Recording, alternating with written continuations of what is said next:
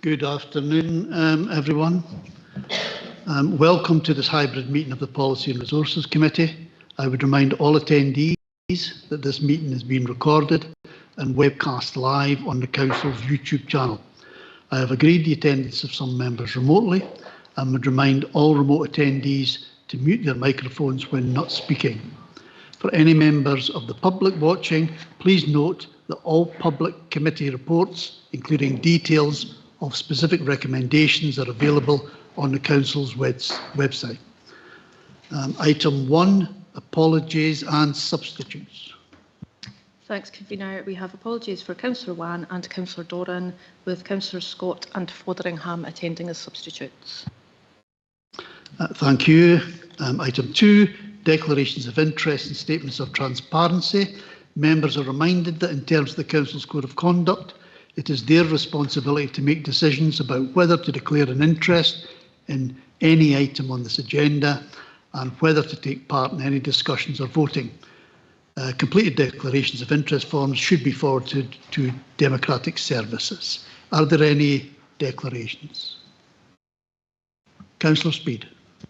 Yeah, thank you. It's a statement of transparency in relation to agenda item number 18. The prepaid cards, and it's due to having family members who are in receipt of care. But I'll still take part in the debate and discussion. Thank you. Thank you, Councillor Speed. No other declarations? No. Okay, we'll move on to item 3, minutes. Item A, previous minutes. Are these minutes approved? Thank you. And B, grant subcommittee, can this be noted? Thank you. Item 4, possible exclusion of public and press. The committee will be asked to consider in terms of Standing Order 27(2) whether the public and press should be excluded during considerations of item 20 to 25 so as to avoid the disclosure of information which is exempt in terms of Part 1 of Schedule 7A to the Local Government Scotland Act 1973. Is this agreed? Thank you. Item 5, notice of motion in terms of Standing Order 24(1), supporting cause the budget campaign, and Councillor Speed will be talking to the motion. Councillor Speed, you have 5 minutes. Oh, sorry, do you have a seconder? Okay. Councillor Cowdy. Councillor Speed. Yep, thank you, Convener. Today, I speak not just as a councillor, but as a representative of communities who rely upon us to uphold the most basic rights, the right to education, to care, to shelter and to safety. Causeless National Campaign makes one thing clear: the current funding settlement is not sufficient. This is not a political statement, it is a legal and operational fact confirmed by our own officers who have recently highlighted the significant risks within our last meeting of scrutiny and audit. We are being asked to deliver more with less year after year, but statutory services are not optional and they are not aspirational. They are the foundations of a fair society. In Arbroath and across Angus, we see the impact daily. Families waiting considerable times for support, needs assessments to be completed, and vital support to be put in place. Older people facing delays in care packages, and children in temporary accommodation that do not have the stability that they need for the best start in life. All our services are completely stretched. Our officers have assessed the risks. They have told us what we cannot deliver without adequate funding. It is our duty to listen and to act. That is why I support COSLA's call for a fair settlement, not just for our council, but for every council in Scotland, because our statutory duties are not negotiable, and neither is the dignity of the people that we serve.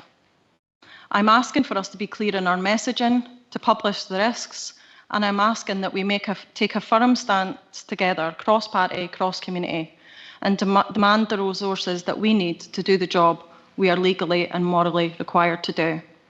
I'm fully aware that the Scottish Government budget for this year is nearing completion, However, there has only been a small window of opportunity to be able to bring this motion, despite alerting officers of my intention last year.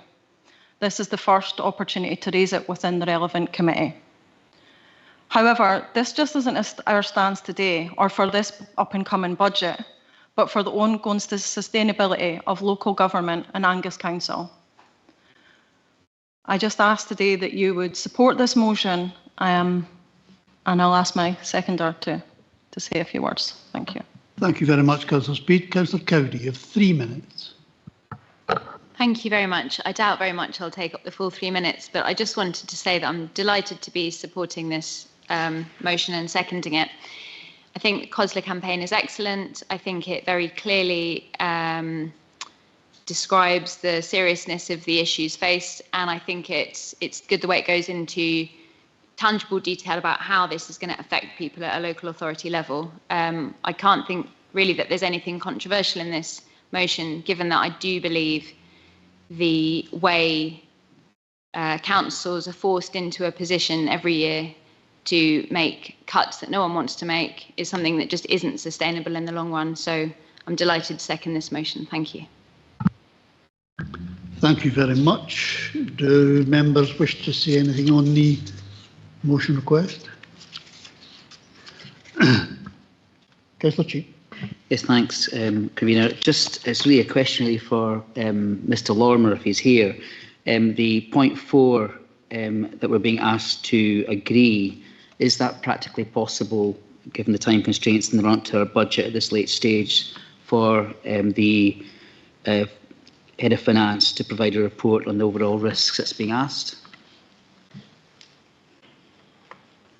Convener, are you happy for me to come in there? Yep, please go ahead.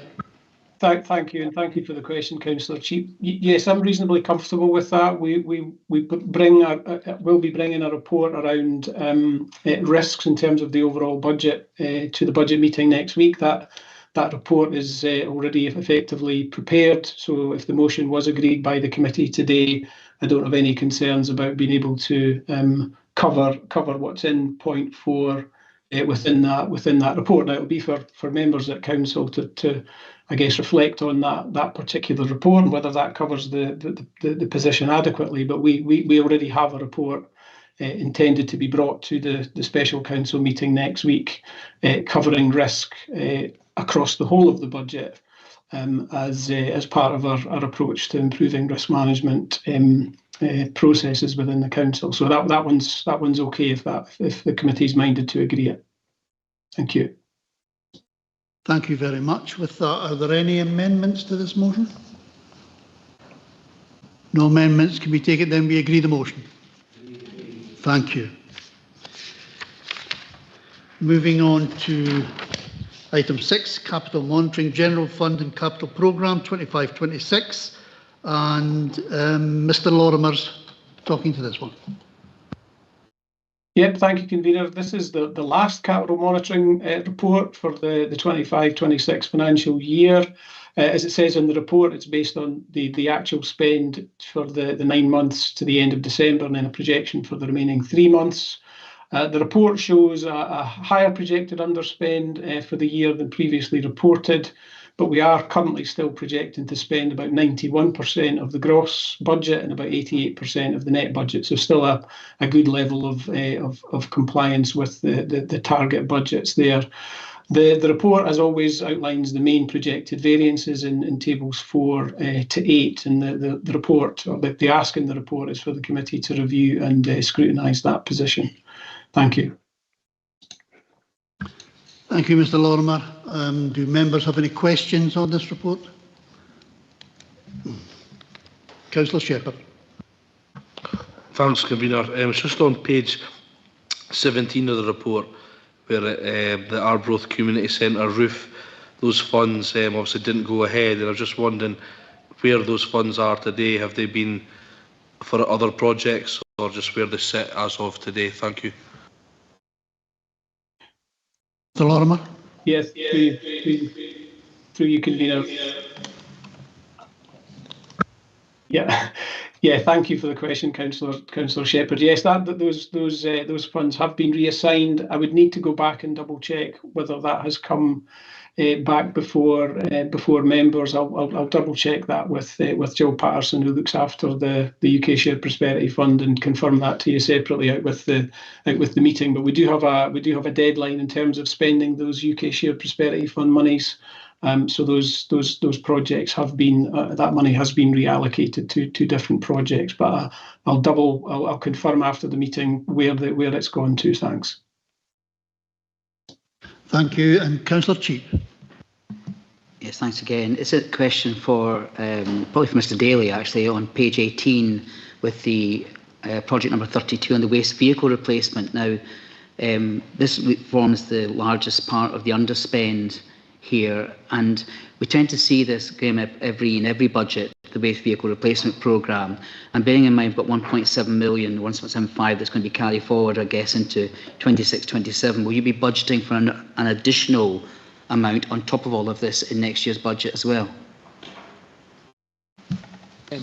Yes, thank you for the question, Councillor Cheap. This does relate to the lead times for the vehicles, which don't seem to be improving. We were hoping that we would, but in particular refuse collection vehicles, and we're experiencing around 9 months lead time for these vehicles. But once you factor in the procurement time as well, the reason we are receiving this soon into the next new financial year, there will be budget. We do have a vehicle replacement programme, and when we bring forward as part of budget setting, there will be an allocation for next financial year that will be in addition to this.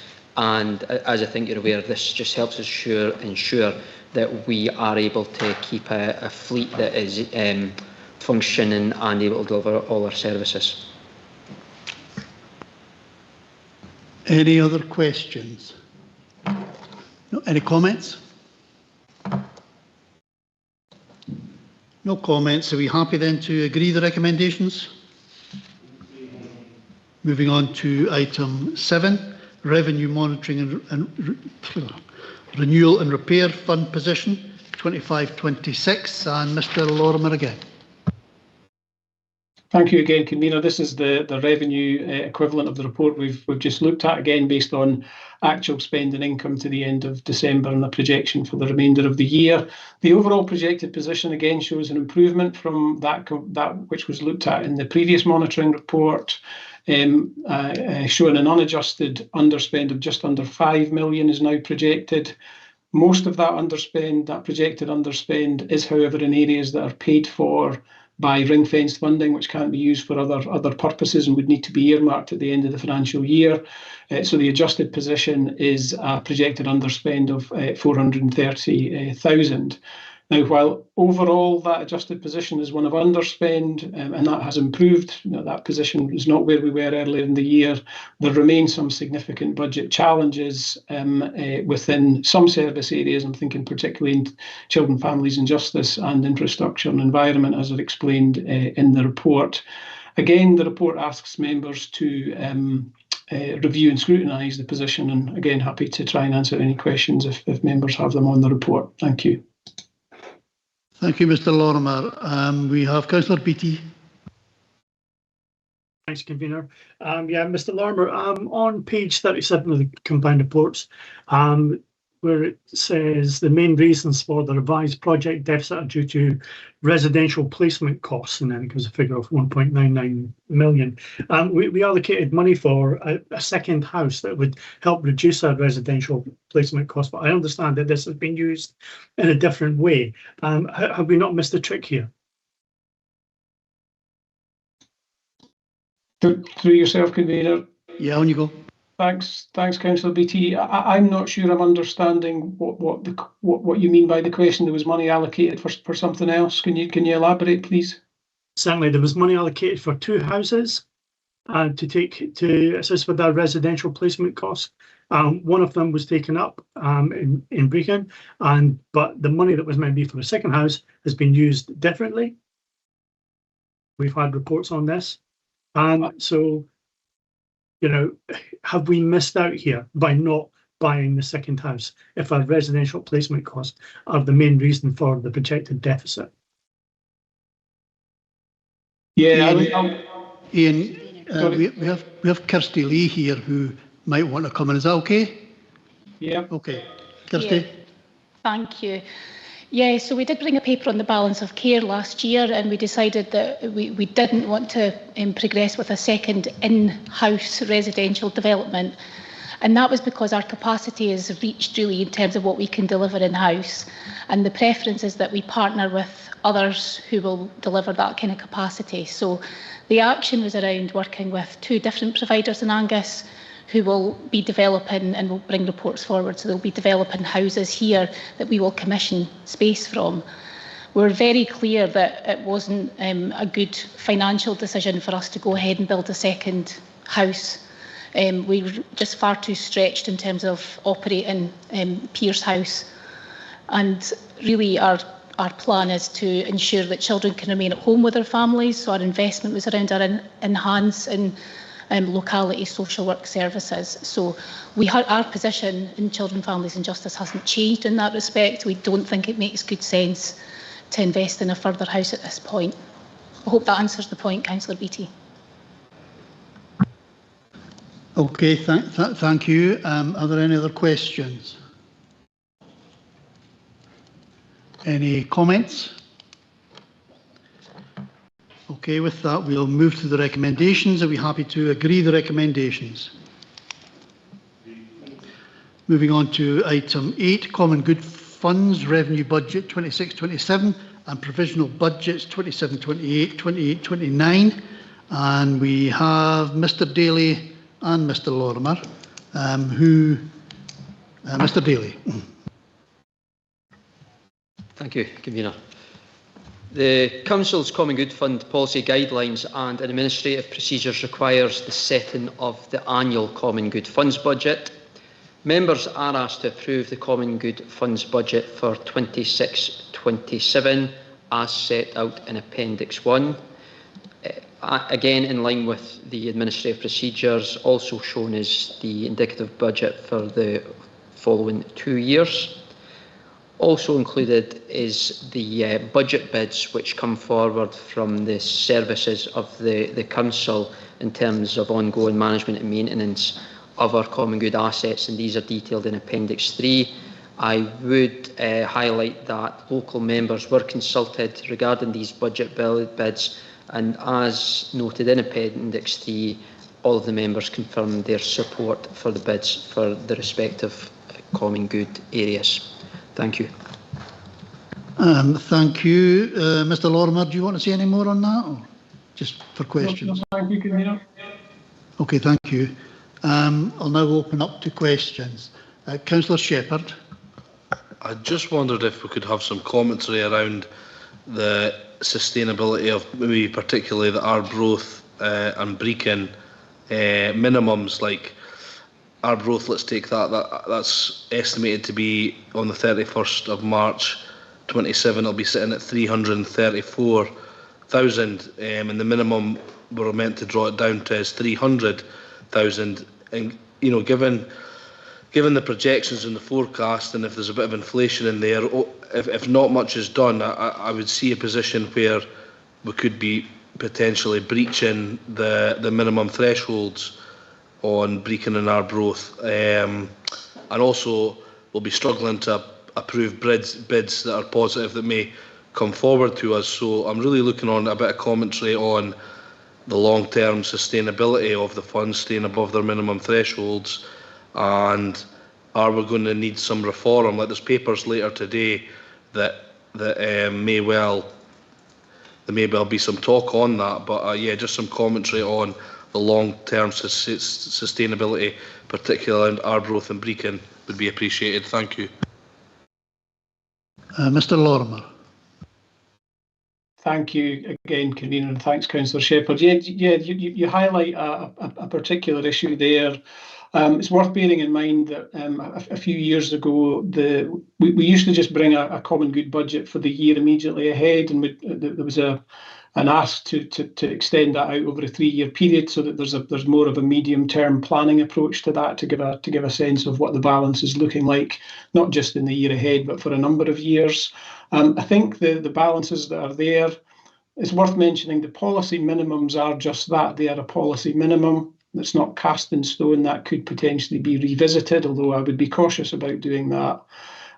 What we are seeing with the Common Good funds is quite a significant cost from maintaining the common good assets, and that is a challenge for the council in terms of council and buildings and maintaining those.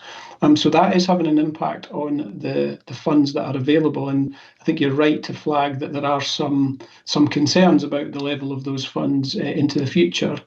We make that information available so that elected members can take that into account when considering whether to agree other requests that might come in during the year for the use of common good funds. So it's something I would suggest that needs to be kept a close eye on, not only in terms of the annual budget setting, but also in terms of any bids that come forward during the year.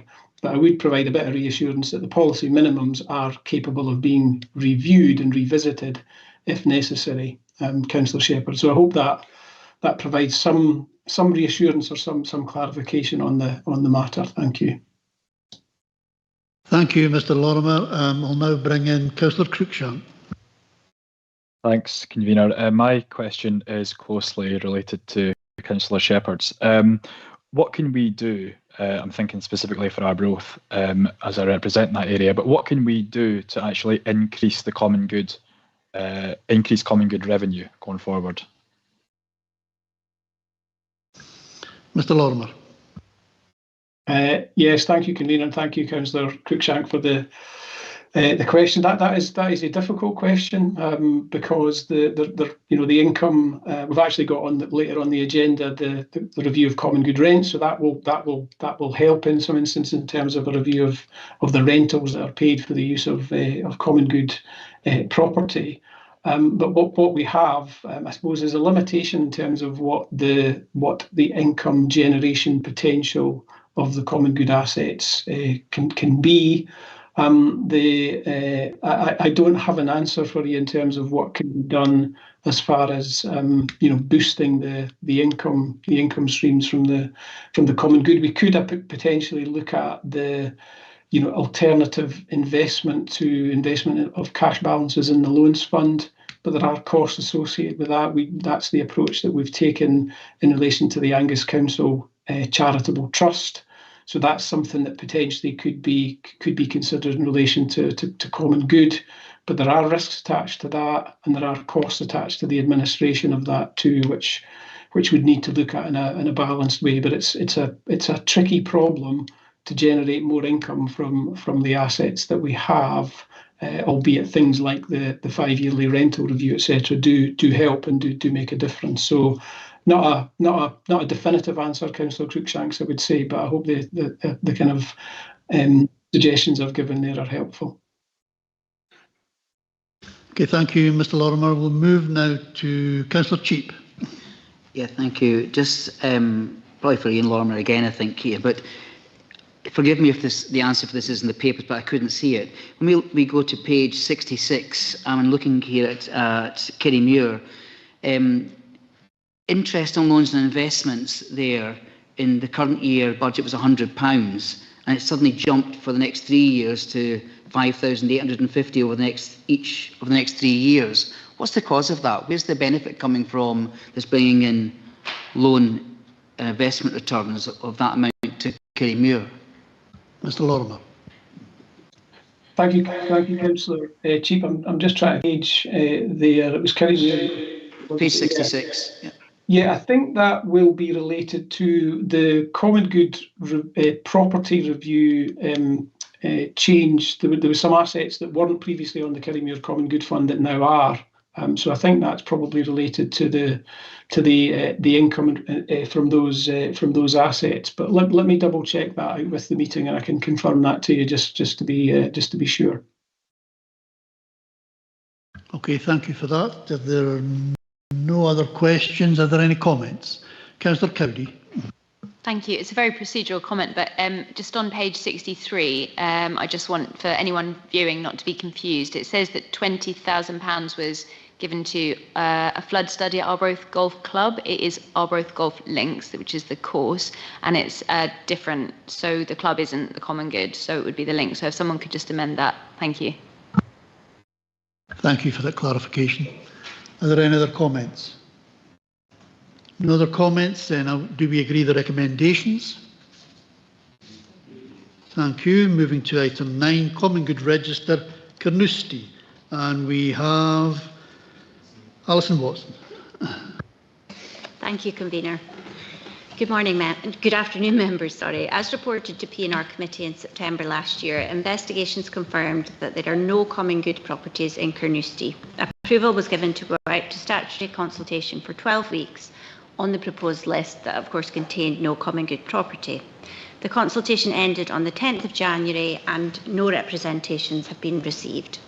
Committee is being asked to agree that no land or buildings will be included in the Common Good Property Register for the Borough of Carnoustie. Committee is also being asked to agree to adopt this list containing no land or buildings as part of the Council's Common Good Register and for it to be published in accordance with legislation and the statutory guidance. Members are also asked to note that as no land and building assets have been identified as belonging to a Carnoustie Common Good Fund, there are no financial implications to the General Fund and there will continue to be no Carnoustie Common Good Fund.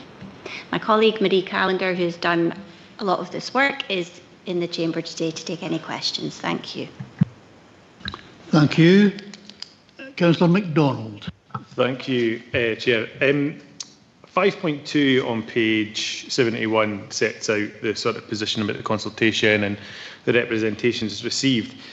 So there's a couple of things packed up in here. Is it desirable to have common good buildings? Was part of the consultation, again, just reading that specific point, if someone had identified a building that they would like to see in the common good, however that's defined, could it have been included, or is it all based in historical context? And given that the way that the legislation has changed around community empowerment and the various different acts that have gone through, is there a mechanism for a common good register to almost be set up now if a building or if a space was identified for those purposes? Does it just have to be a gift? Can it be included in those ways? Because it does seem like this historic anomaly that we've got in Angus, and although we've heard some of the negatives about common good reaching their thresholds, that's still hundreds of thousands of pounds that a place like Carnoustie and Montefieth don't have access to. Thank you, Councillor MacDonald, and I'll let Marie come in on the detail, but certainly it is historical. It's all based on what was agreed in the past, really, and that if there, if representations had been made as part of the consultation, we would have investigated them. But if no evidence had been found of the asset belonging to the common good, then that would have been the conclusion. But I'll let Marie come in further on that. Thank you. Yeah, so historically for what we've been checking for common good, most of the assets will have been before 1975, before the legislation changed. So there is nothing to say that we can't consider new common good assets. So for example, if somebody gifted something to us and we wanted to add that into the common good register, that is something that we could consider legally. I'm not sure how easy it would be, but it's certainly something. Just because something is newer than 1975 doesn't mean it can't be considered as a common good asset. So it's certainly something that we will, the registers are treated as a living document, so it's something that we have to constantly keep under renewal. So if members or members of the public came forward with suggestions that something should be considered a common good, or we've not included something, or something should be removed, we will investigate that going forward. Does that fully answer the question? Yeah. Okay. Thank you. Do members have any other questions? Move to comments. Councillor Cheap. Thank you. Just happy to accept the paper as it stands just now, but bearing in mind the next item on the agenda, which has raised a whole lot of questions, where assets in common good seem to have miraculously appeared. I think it's fair to say that something might not actually appear in Carnoustie yet, who knows? But you're happy to accept as it stands just now. Thank you, Councillor Cheap. Any other comments? No? Well, with that, do we agree the recommendations? Moving on to item 10, review of common good rents. And we have Mr Daly. Thank you. This report details the outcome of the 5-yearly common good rent reviews. Members are asked to approve the application of the rents for common good properties occupied by Angus Council as detailed in Appendix 1 with effect from the 1st of April 2026. As noted in the report, the rents are subject to review every 5 years and subject to indexation. I recognise that some members may query some of the lower value of some of the rents, and I would advise that in many cases the rent relates to ground rental only rather than rental of the assets on the land. The net change to each of the common good funds from the rent reviews is presented in the report, and as I think has been referenced this afternoon already, it also reflects the review of the common good registers that have taken place. Thank you.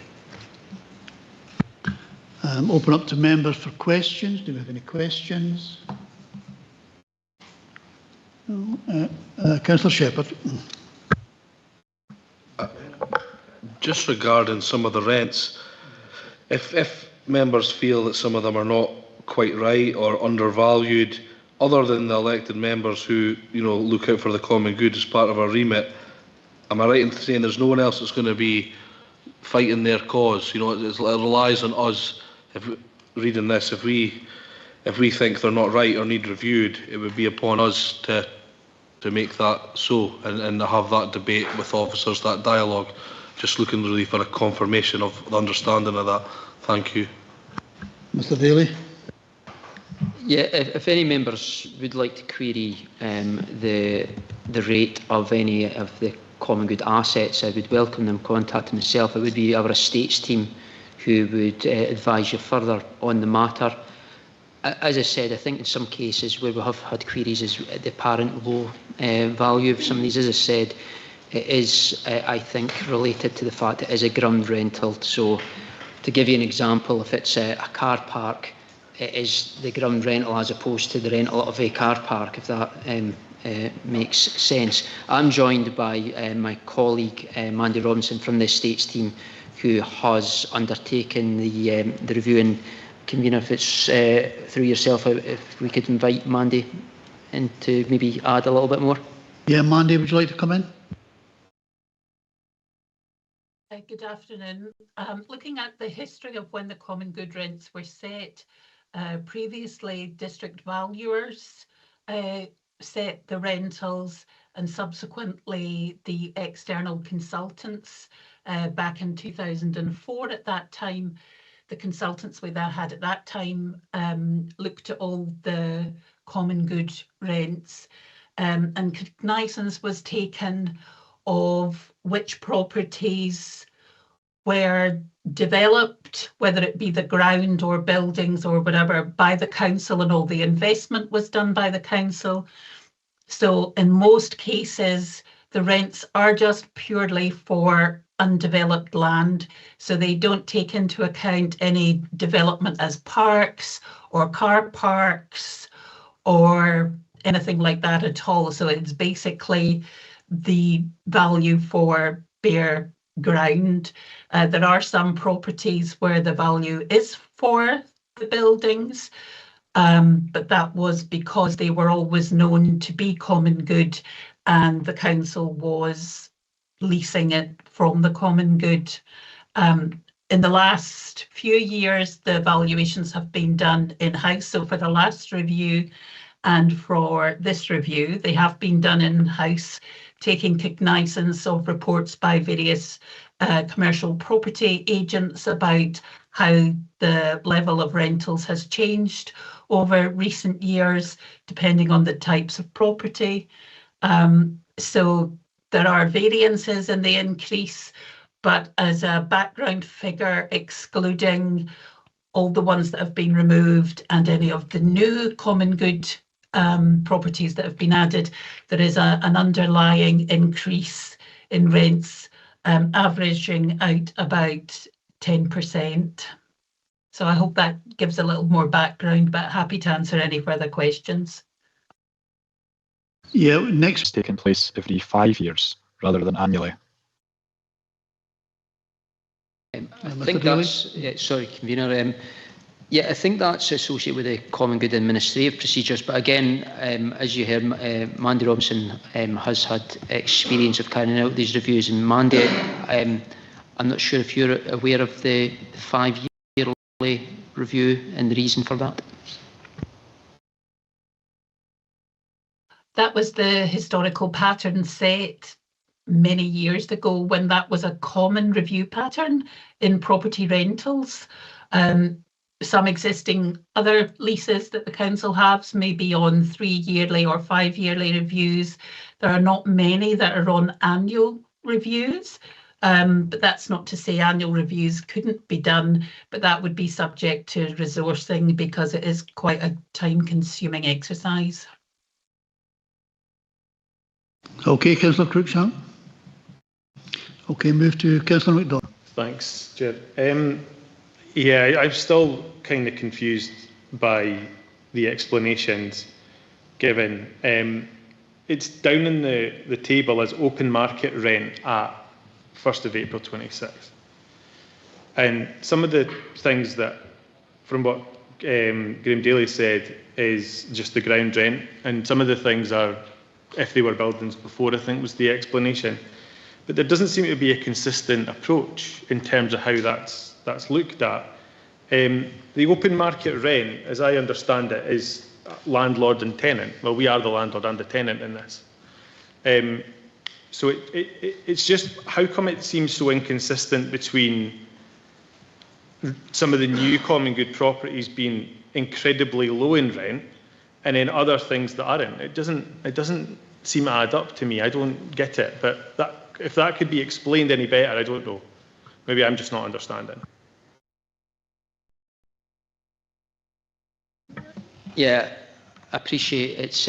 We're trying our best to explain something that's perhaps quite difficult to explain in simple terms.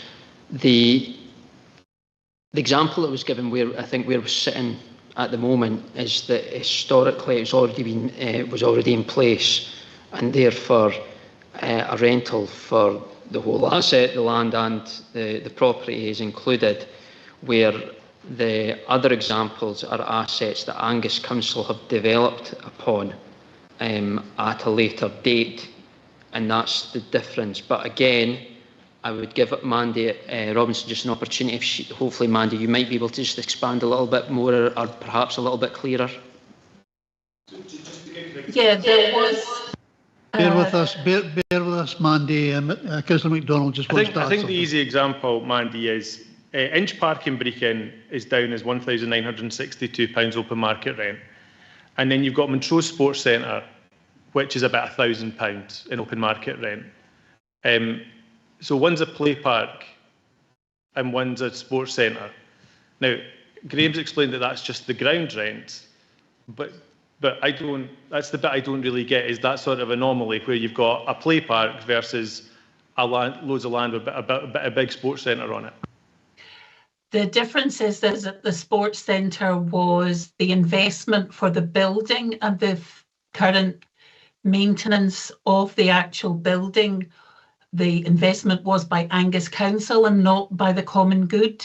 So all Angus Council is paying for is the ground rent for the actual ground that the sports centre sits on.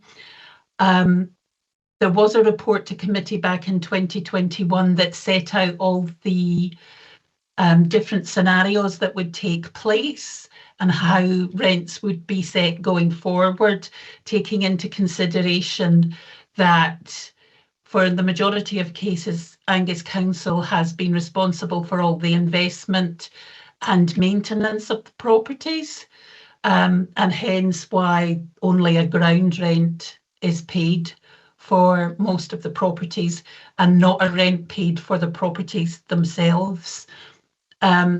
Also, there was guidance given at that point for any properties that were subsequently identified as being common good that hadn't previously been thought of as common good, that they would also be, the rents would also be based on the basis of the ground rent, because historically, again, Angus Council had been taking care of all the upkeep and maintenance, and the common good hadn't any investment in the properties because they hadn't previously been thought of as common good. Councillor MacDonald, you okay? Yeah. Yep. Move to Councillor Duff. Yeah, thanks, convener. I think Councillor Shepherd touched on this a couple of papers ago, but the thing that really would concern me is the reduction in rental value for particularly Arbroath and Brechin common goods. I mean, the net change for Arbroath is 39,000, the net change for Brechin is 15,000. I'm acutely conscious that almost all the common goods have a huge amount of elderly buildings which require a lot of maintenance. And we've heard various comments from elected members about what they think are inconsistencies on rental value. I'm conscious as well that while the Montrose common good income or rental income has actually gone up from 64 to 76,000, we have had 3 substantial buildings added to Montrose common good, namely the library, an A-listed building on the High Street, Montrose Museum, which is 1830 or something about, plus the 1950s Town Hall, which is maybe perhaps not a listed building, but still a substantial building. So they're presumably that the burden of some of the maintenance of those is presumably going to fall on the common good. I think we've got a problem here, and I think we need a bit of a strategic look at this. I mean, these payments we're talking about are internal payments from the council to the common goods. They're not involving any or very few external parties. I think we should carry out, my suggestion is have a member officer group looking at the common good. I think we need to look at it strategically. If you take Brechin as an example, there's a whole load of buildings there for holding meetings, all of which, or many of which, are maintained when a common good. Is that a sustainable pattern going forward? Because I think the rental income against expenditure for Brechin was looking poor before, but it's now worse.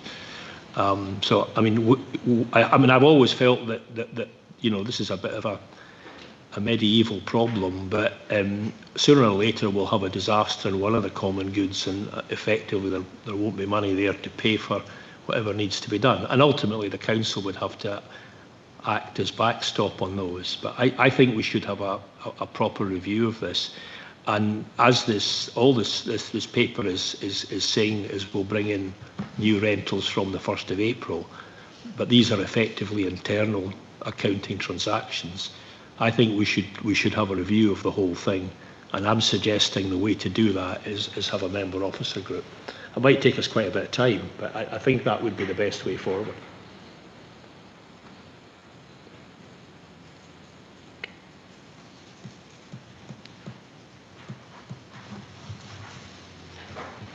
Thank you, Councillor Duff. We'll come back to that if that's okay. I've got 2 other members who want to speak. The first one is Councillor Scott and then Councillor Cheap. Councillor Scott. Thanks, convener. Oh, could you put the mic on? Thank you. Thank you, convener. Following on from what Councillor Duff's saying, I'm just, looking at that table. We've lost £12,500 rent on Brechin Townhouse Museum. Brechin Library, however, has been added, and the rental there is £967. So, yeah, there seems to be, I think, just probably following on from other speakers, there seems to be a lot of disparity around that. Now, obviously, I want to see the library well maintained, and the council does that, and Angus Alive have the agreement to occupy. But yeah, I would probably like to understand, because I can't see the difference between Angus Alive had the licence to occupy the Townhouse Museum, yet the rental income was 12,500, and yet the rental income for The library is £967. So, I mean, obviously happy to discuss that off meeting. Thank you.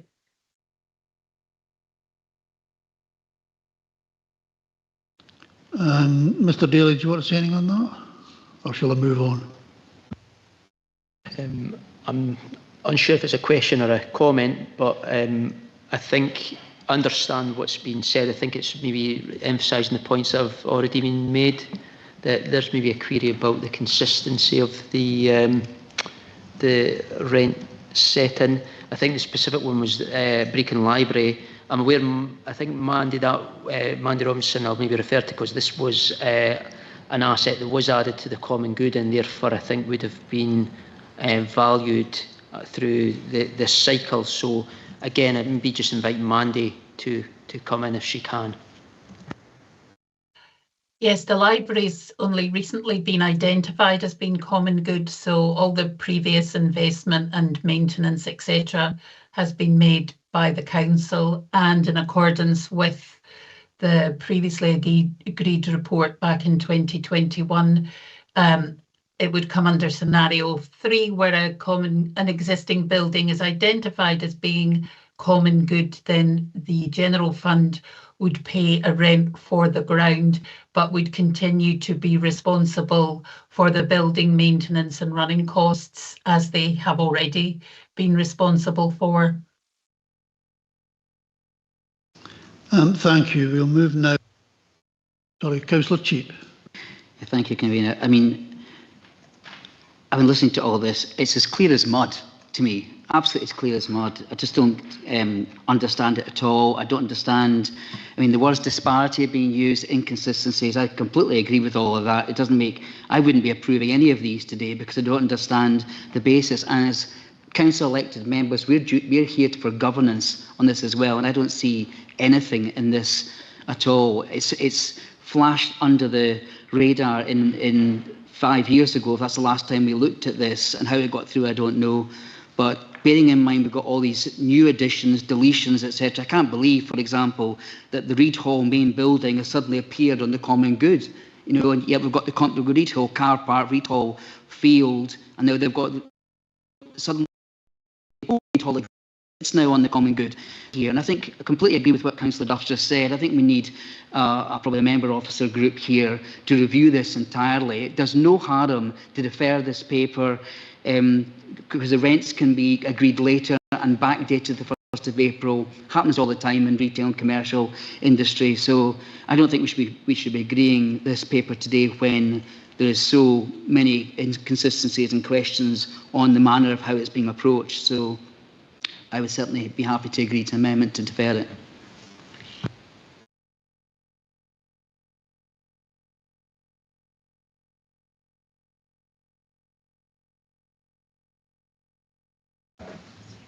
Okay, Councillor Chief, I think we could take that as an amendment to the paper.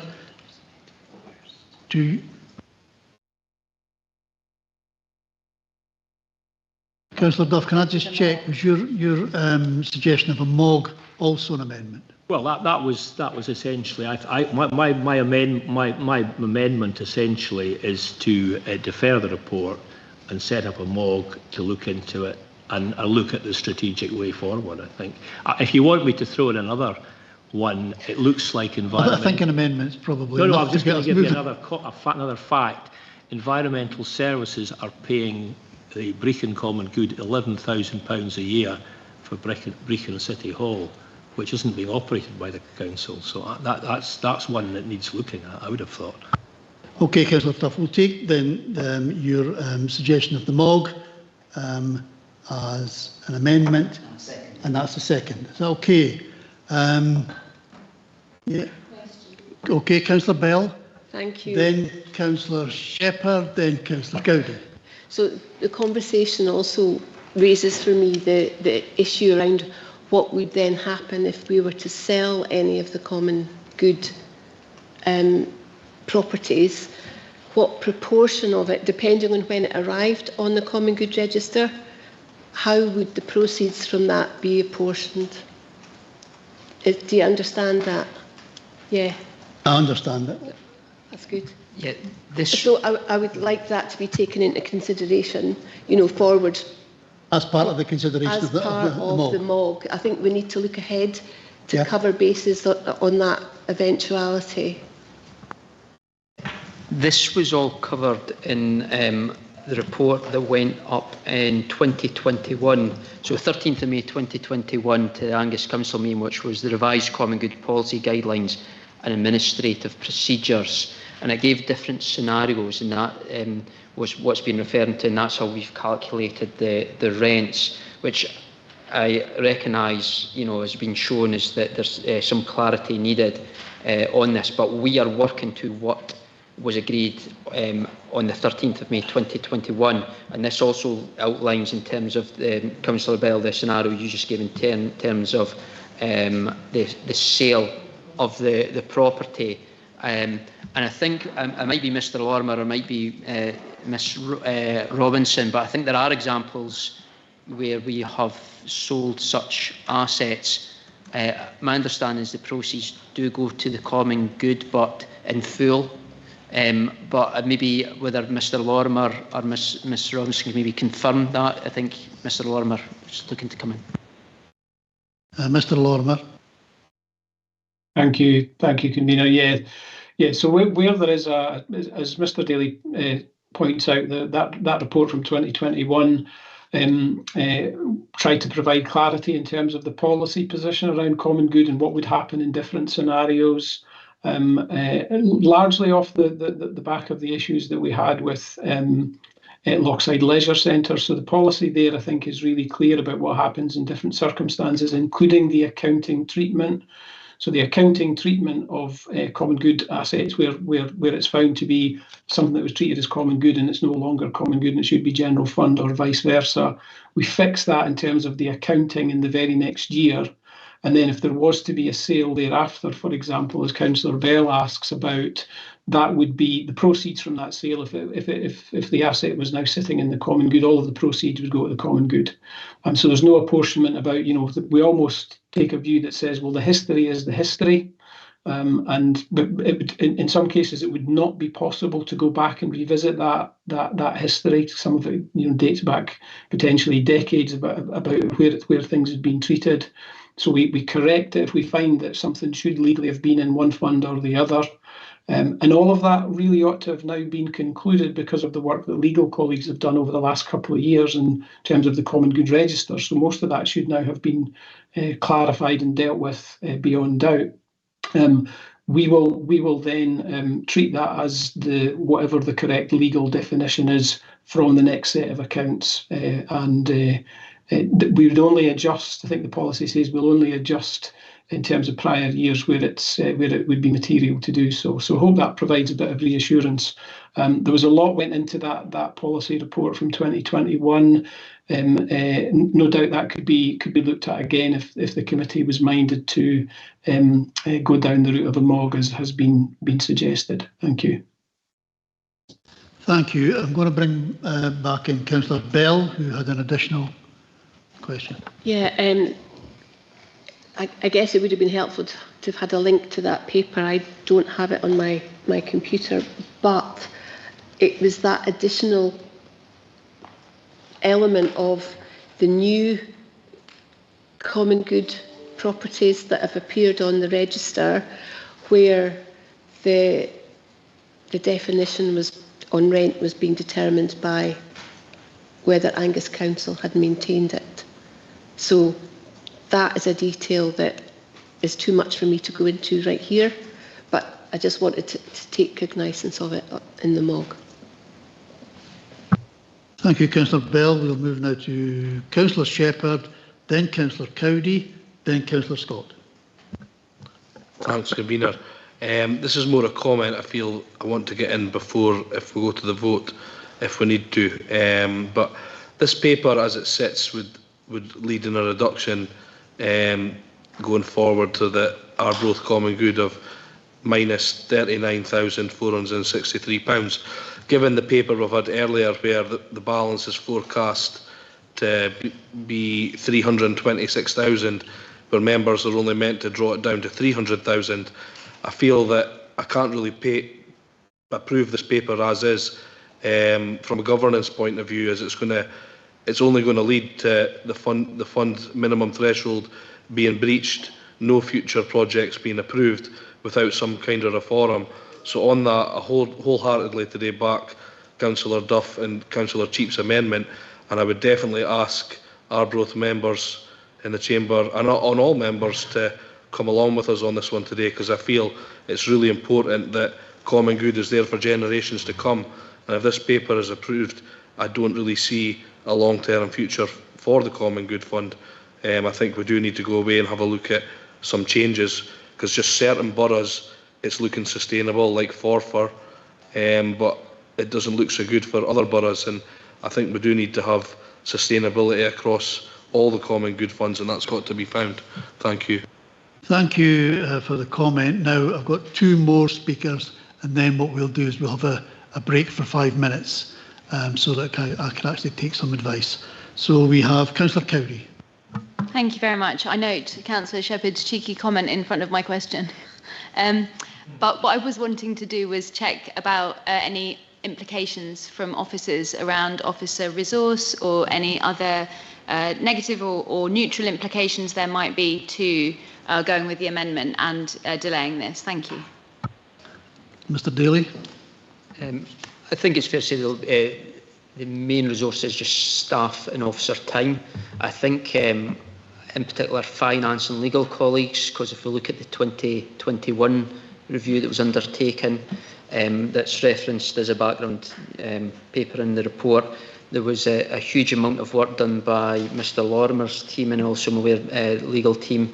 So yes, huge staff time, but again, maybe given Mr. Lorimer was involved back in 2021, maybe he might be better placed to just give an indication of the resource involved. Mr. Lorimer. Thank you, Convener. Graham, can you put your... Thank you. I think it would be helpful to understand what the remit of the MOG would be and just exactly what it was to look at. There was a comprehensive piece of work done for that policy report. I mean, a huge amount of work done for that policy report in 2021. I think it should stand the test of time. I think what's being discussed by the committee this afternoon is more about how do we try and make sure that our common good funds can be as sustainable as they can be. So it really depends on what the remit of the MOG would be, conveners. But there would be additional resource implications for sure in terms of taking that forward. And I would have a slight concern about the timescale that might be needed to do that work vis-a-vis the rent review that's being put forward here. So there is that dimension in terms of any delay and given other priorities that officers have. Thank you. Councillor Cowdery, is that? Yeah, thank you. We now have Councillor Scott, please. Thank you, Convener. Councillor Cowdery stole my thunder because I was going to ask that exact same thing about officer time and resource and, you know, all the rest of it. And I think actually I'm probably a little bit more content now that I've had the explanation on the 2021 report, which is where that's categorised. So I can understand now that the ground rent for the library, because it's obviously only just come on to Beacon Common Good, and whilst I'm delighted to see it there, yeah, I would have liked more rental income coming in because I am concerned about the sustainability. But yeah, no question. Only maybe one other thing: if we are going to have an amendment for a MOG, again, I would probably like to see the terms, what that MOG's going to be looking at, and could we have a recess to discuss, please? Thank you. Thank you. Councillor Speed. Yeah, thank you. I just wondered if is there any other way to do this other than a MOG? I'm just thinking in terms of officer time. I do agree that something needs to be done, but is there another way to do this that perhaps is a little bit more efficient and quicker and can get us to where we need to be to all be content? It appears to me that there seems to be information available about work's been done in the past that maybe we're not fully aware of. So I think we'd have to take that into account, because the work of the MOG could be looking at that and thinking, oh yes, it's okay. But Councillor MacDonald wants to come in. Thank you, Convener. I don't think we should be precious about time. It's about getting it right. I think that's the key thing here. This is about rent that we charge ourselves that can be backdated quite straightforwardly. So I don't see how that should be a particular issue. It's not like we're lowering a rent for a private contractor or whoever that would use our services. But the ground rent question is, I think, a big one. I'm not sure. I think Councillor Bell made a really good point about the proportion of what happens of a property sale. That we've got to be consistent on that and understand it. The 2021 paper would have been helpful if it was hyperlinked into the original report.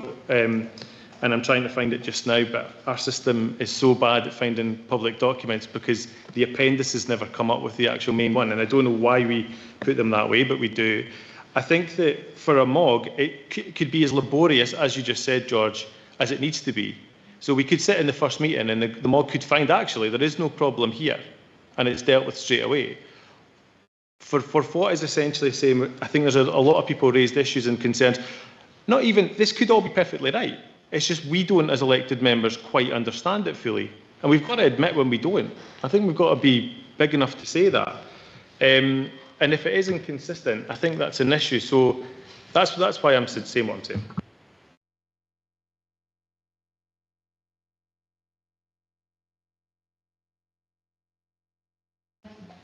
Yes, Councillor Cowdery. Sorry, just to sort of finish off that point, perhaps the third way that Councillor Speed was looking for, could it be perhaps briefings for us so that we fully understand what's happening? Because I'm not in any way trying to pretend I completely understand what's happening here, but at the same time, it could be that it's absolutely right, and for whatever reason, whether that's not been, other background hasn't been sufficiently communicated to us, or however that is, we're at the point where there is confusion. So I'm mindful of trying to get officer time is a factor. I don't think we can say that's not a factor. So trying to find that third way, like a briefing or a series of briefings for us, and then bringing it back again. I don't know if that might be a way forward. Do you want to put that forward as a further amendment? Before I do, is it possible to get an answer from officers on whether that would be practical and useful? Yeah, I'll bring in Mr. Daly. Yeah, I think I understand what you are suggesting, Councillor Cowdery.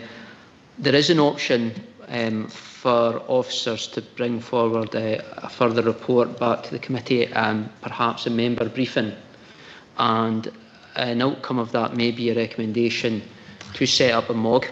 And I think some form of engagement with members and briefing with members, because there was a lot of work done in 2021 that outlined is quite technical, it is quite detailed, and maybe the member briefing in a report that maybe provides a bit more detail taken on board of the feedback we've had today. I will maybe just invite Ms Watson just for advice on the matter, whether that would be an appropriate step or not. Yes, thank you, Convener. If members were minded, yeah, we could take a further report to committee with that further detail and explanation, as Mr Daly says. At that point, it could be open to committee to decide whether or not to set up a MOG, or if you're satisfied that you have sufficient information at that point.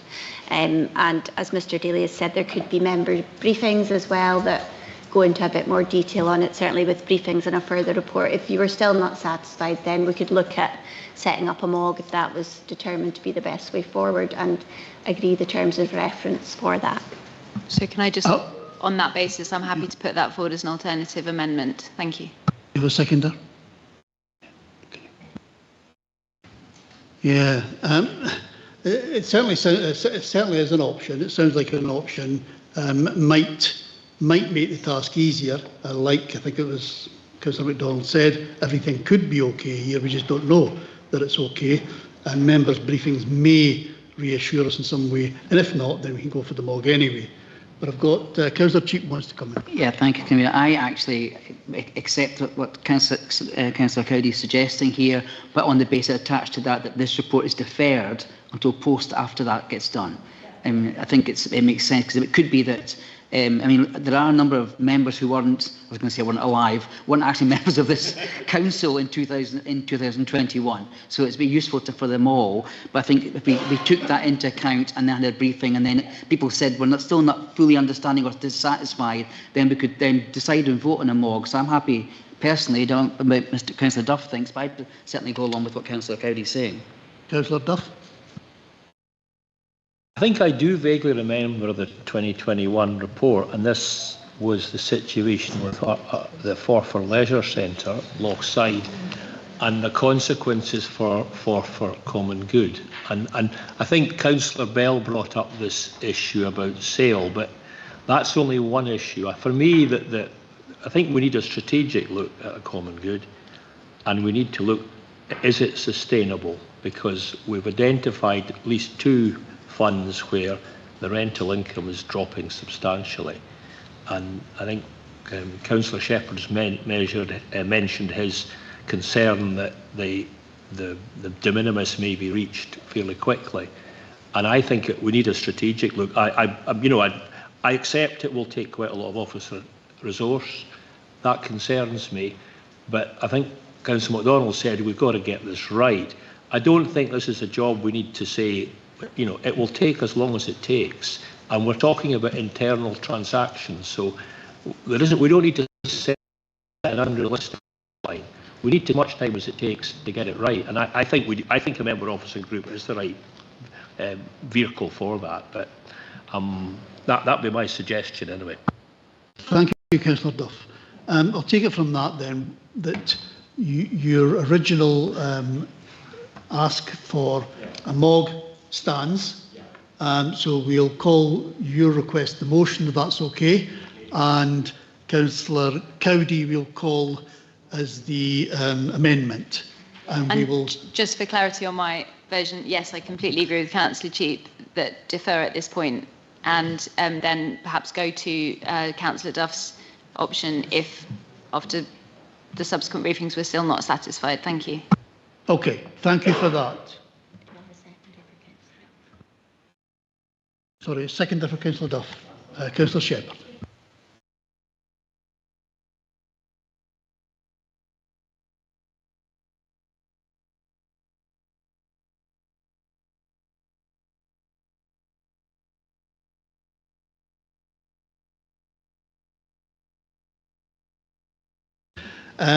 We are going to have a 5-minute recess. There are some messages coming up that people need to go places, so we'll have a short recess. Can you pause the light?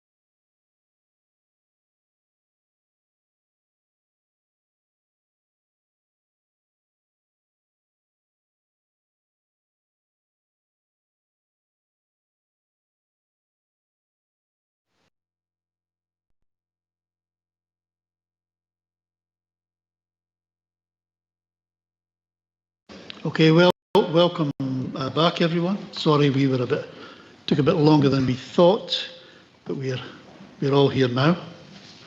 I'll move to Councillor Duff. I believe, Councillor Duff, you've reached an agreement with Councillor Cowdy.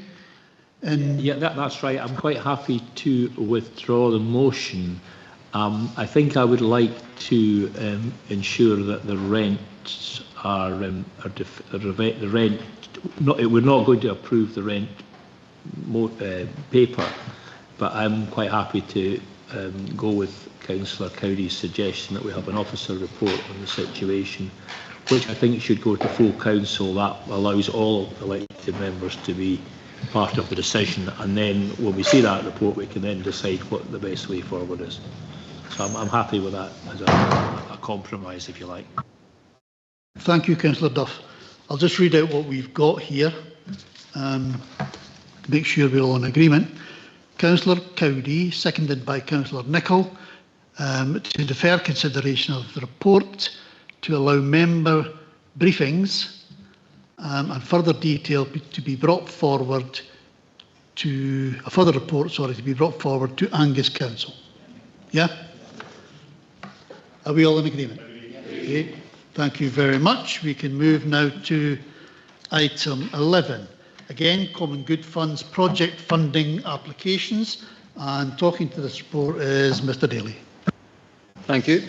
This report advises members on a funding application to the Brechin Common Good Fund from the Brechin Community Football Trust, and details of the application is provided in Appendix 1.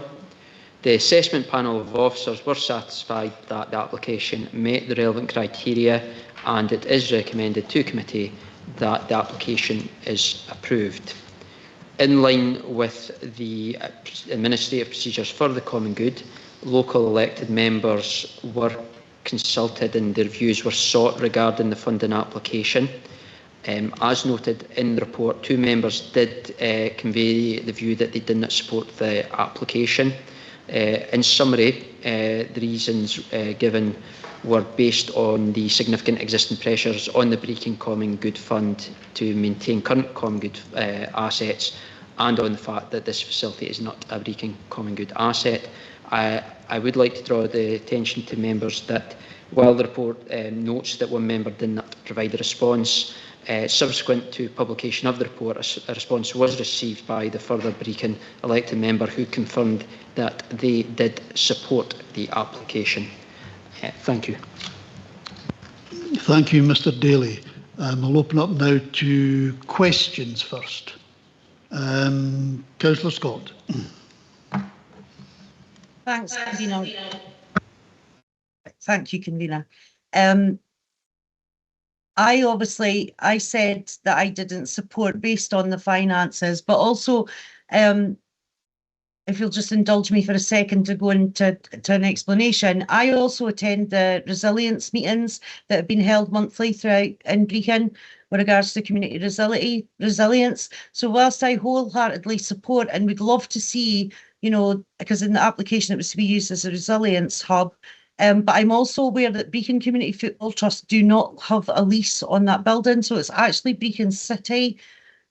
So I'd probably like a bit of confirmation around that, if possible, please. Mr. Daly.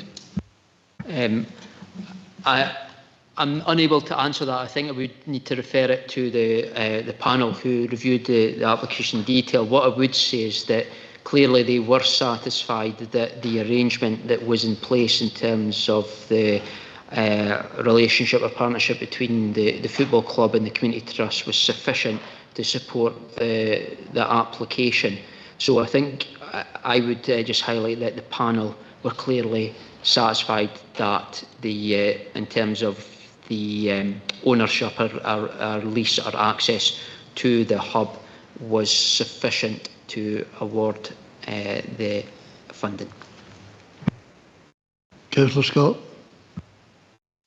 Thanks, Convener. I probably would prefer clarity on that, to be honest. I would love to see this in the future, but again, the financial pressures, and I would be a little bit concerned about awarding money to an organisation that just has use, and if that didn't continue without the lease, then yeah, I probably just would be very uncomfortable with that. Okay, any other questions? Any comments? Councillor Gavin Nicol. Got to put on the mic, sorry. The Brechin Community Football Trust, it's a very good organisation and it's a great asset to the Brechin. But the Brechin councillors met recently with officers to go over the common good repair. We approved to set aside 165,000 for essential repairs to the common good properties in Brechin. This would leave the balance approximately 220,000, which would obviously leave us with 20,000 after we have to keep the reserves of 200,000. It was also passed at the last meeting that the municipal building was to be let out as opposed to be sold, had been surplus to requirements, and we would have to pay the repairs on it.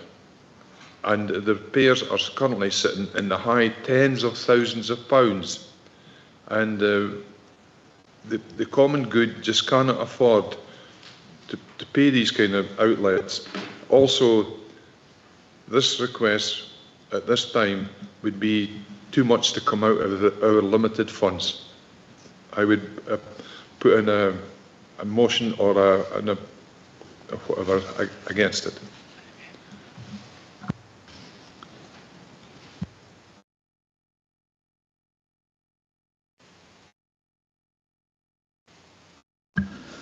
We're happy, I think, just to call it a motion. So your motion is that we don't award. We don't award it. Do you have a seconder? Is the motion not the recommendation in the paper? Yes. So it can't be. It can be, yes. So we'll call it an amendment. Yeah. Yeah. I'll go for an amendment. Fine. Do you have a seconder? I don't know if I've got a seconder.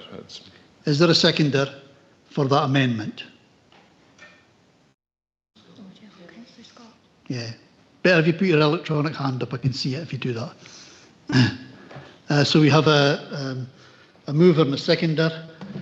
Does anyone want to go with the motion, which is the original paper? Councillor Cheap, seconded by Councillor Bell. Sorry, Councillor Beattie, I missed you. You can take your choice. That's okay. I would have gone with it anyway.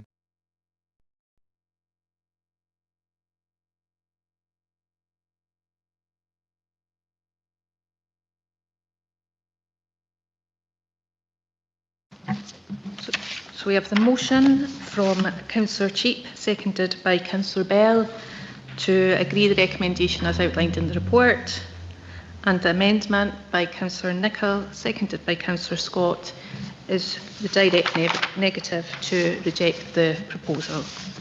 I'll now go to the vote. Convener. Amendment. Councillor Scott. Amendment. Councillor Beattie. Motion. Councillor Bell. Motion. Councillor Cheap. Motion. Councillor Cowdy. Amendment. Councillor Cruikshanks. Amendment. Councillor Fotheringham. Amendment. Councillor Duff. Motion. Councillor MacDonald. Motion. Councillor McLaren. Amendment. Councillor Gavin Nicol. Amendment. Councillor Louise Nicol. Amendment. Councillor Shepherd. Motion. And Councillor Speed. Amendment. We have 6 for the motion and 9 for the amendment, so the amendment is carried. Thank you, members. We'll move now to... Oh, sorry, Councillor Beattie, did you want to say something? Yeah, thanks very much, Convener. Can you just record my dissent, please? Yes, no problem. Moving on to item 12, surplus common good properties. And here we have Mr. Daly again. Thank you. This report seeks approval to declare several common good properties surplus to requirements of Angus Council. Details of each of the properties is contained in the report and location plans are shown in the appendices. I would draw attention that in accordance with the Community Empowerment Act 2015, prior to the disposal or change of use of any common good property, an 8-week public consultation must be undertaken. Therefore, any decision to dispose of the above noted properties will be subject to an 8-week public consultation. In the event that the consultation results in unresolved negative responses to the proposal, a further report will be brought back to this committee. And finally, I would just also advise that we have followed our own internal procedures in terms of surplus properties to see if there was any internal requirement for these properties before bringing this report to committee today. Thank you. Thank you. I'll move to questions from members, please. No questions. Any comments? No comments. Do we agree the recommendations? Moving to item 13, surplus property, Warncliffe Hall and former library in Newtile. Again, it's Mr. Daly. It's just to say that this report was also considered by the Housing Committee on the 10th of February 2026. Mr. Daly. Thank you. This report seeks approval to declare surplus Warncliffe Hall at Church Street, Newtile and adjoining former library at 8 Castle Street, Newtile and offer both on the open market for sale. As members just heard from the conveners, just to confirm, the report was also considered by the Housing Committee on 10th of February 2026, taking into account that the property is on the housing revenue account. Thank you. Thank you, Mr. Daly. I'll open up to questions. Councillor Bell. Actually, it's probably more of a comment. Apologies, but just for clarity, when it did come to the Housing Committee, I was very happy to approve it there because we've exhausted any potential community use on it. But will, if something comes up in the interim, would that be considered? Is there still time for that, just in case I get asked?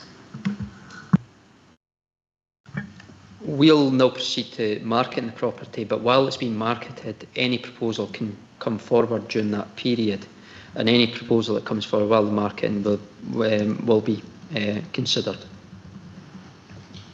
Councillor MacDonald. Just a really quick one. It's been sat empty, the library's been sat empty since 2015. We are declaring it surplus now and putting it on the open market.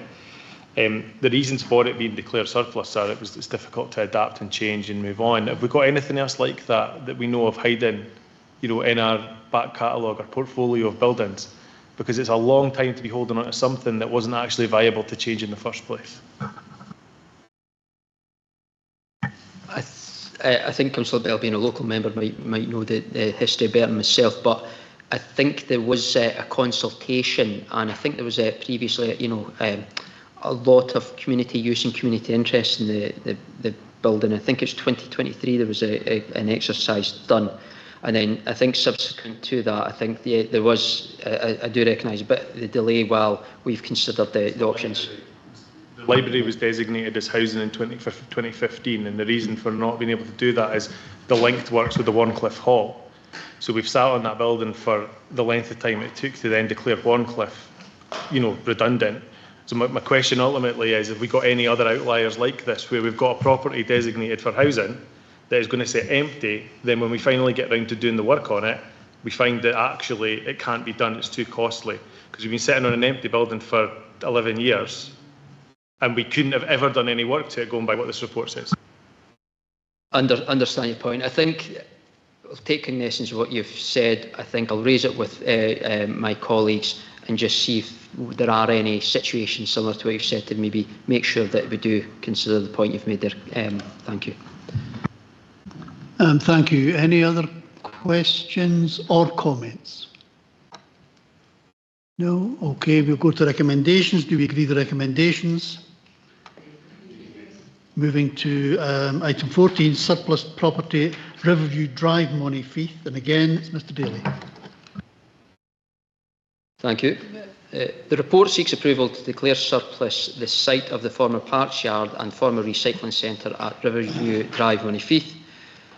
The store and part of the yard at the former recycling are currently occupied under short-term licences by Cycling Without Age Scotland and Monteith Boys Brigade, respectively, for use as storage. I would update that efforts were made to accommodate these groups, and as noted in the report, the store currently occupied by Cycling Without Age will be retained by the council and not included as part of the sale to allow their continued occupation, while the Boys Brigade container can be relocated to a site within the neighbouring depot. Both parties are satisfied with these arrangements, and officers are also satisfied that the arrangements will have no significant effect in terms of marketing of the site. Thank you. Thank you, Mr Daly. I'll open up to questions. Are there any questions? No questions. Any comments? Oh, sorry, Craig. Thank you, Convener. Yes, obviously, several years ago when the decision was taken to close this, I was very disappointed at the time, but realised the budget constraints and the tightness of the budgets. I was a bit concerned when I heard it was going to be possibly proposed to go on the open market about those two groups, but Mr Daly's confirmed that, and I'm reading it in the report, Cycling Without Age Scotland will be retained and so will the Boys Brigade, and that both parties are satisfied with these arrangements. So I'm quite happy to support the recommendations. Thank you. Thank you, Provost. Any other comments? Councillor MacDonald. Just to say that this is a bit of a win for councillors, because obviously the original time, the first time that this came up in the papers, if I recall, and correct me if I'm wrong, Graham, it was recommended that Cycling Without Age and the other tenants moved out. Councillors rejected that proposal and supported that we come forward with something different. Now, I might be misremembering, but that's my memory of it, and I think it's a good thing to see Cycling Without Age able to stay in the building that they're in just now. Thank you, Councillor MacDonald. It's always good to welcome a positive outcome. With that, are we happy to agree the recommendation? Moving on to item 15, Annual Procurement Report 24-25 and Procurement Strategy 26 to 28. And we have Alison Watson. Thank you, Convener. This report presents the Angus Council Annual Procurement Report 2024-25 and a proposed procurement strategy for 2026 to 2028. This is in accordance with the Council's statutory obligations to publish an annual report detailing its procurement activity over the previous year, along with a forward-looking procurement strategy. A number of information sources are relied upon to support the writing of this report, namely the Annual Value Report from Scotland Excel and the Council's Annual Expenditure Return from the Scottish Government's Data Hub. You will note, and it is acknowledged, that the report is quite historical now in terms of coming to committee at this point, but it was the first opportunity to present this report following receipt of that information. We are looking at alternative data sources with a view to bringing forward the report for 2025-26 much sooner to committee. The annual report is contained at Appendix 1 and spend and savings benefits position regulated procurements and information on small and medium enterprises, sustainable procurement duty and community benefits is contained in that report. And you'll see that the proposed strategy is contained at Appendix 2 of the report. It outlines how the Council's procurement and commissioning team is continuing with its programme of education, enablement and efficiencies as its three key strategic work streams. Alison Gallagher, the Council's Procurement and Commissioning Manager, is on the call today and we can take any questions. Thank you. Thank you. I'll open up to questions from members. Are there any questions? Councillor Bell. Thank you. I've actually got two questions, if that's allowed. I'll go on to page 151 first, which is in the procurement strategy. First of all, I'd like to preface it by saying it was really good to see the report, the annual report. Lots of detail in there, and really good to see progress on local suppliers. My first question is around the use, or the old social work commissioning team, if you like, and the function clarity aspect. I am very well aware of the knowledge and skills base within that team, and I'd be really keen to see that not be lost, that's utilised. So I just wanted a bit of assurance around that there's not a move really to more generic roles and to lose that skill set. And my second question is on page 182, which might be easier if people can get to it. It's on Appendix A, number 2 in the table. Under the council response commitment aspect, the first bullet point kind of jumped out at me. Through the identification of clear needs as opposed to legacy wants or wasteful, misguided assumptions. That seemed quite pejorative language, and I just wondered if that had come from a particular issue that we had. Generally, I like to see positive things, put a positive spin on it, really, well, not a spin, but the terminology that sits more comfortably with me would be around needs-led and evidence-based, and I just wondered if that change might be possible rather than what I felt was quite kind of judgmental language that's used in that. Is that something that would be considered, or does that come from a particular source that needs to be kept? Thanks.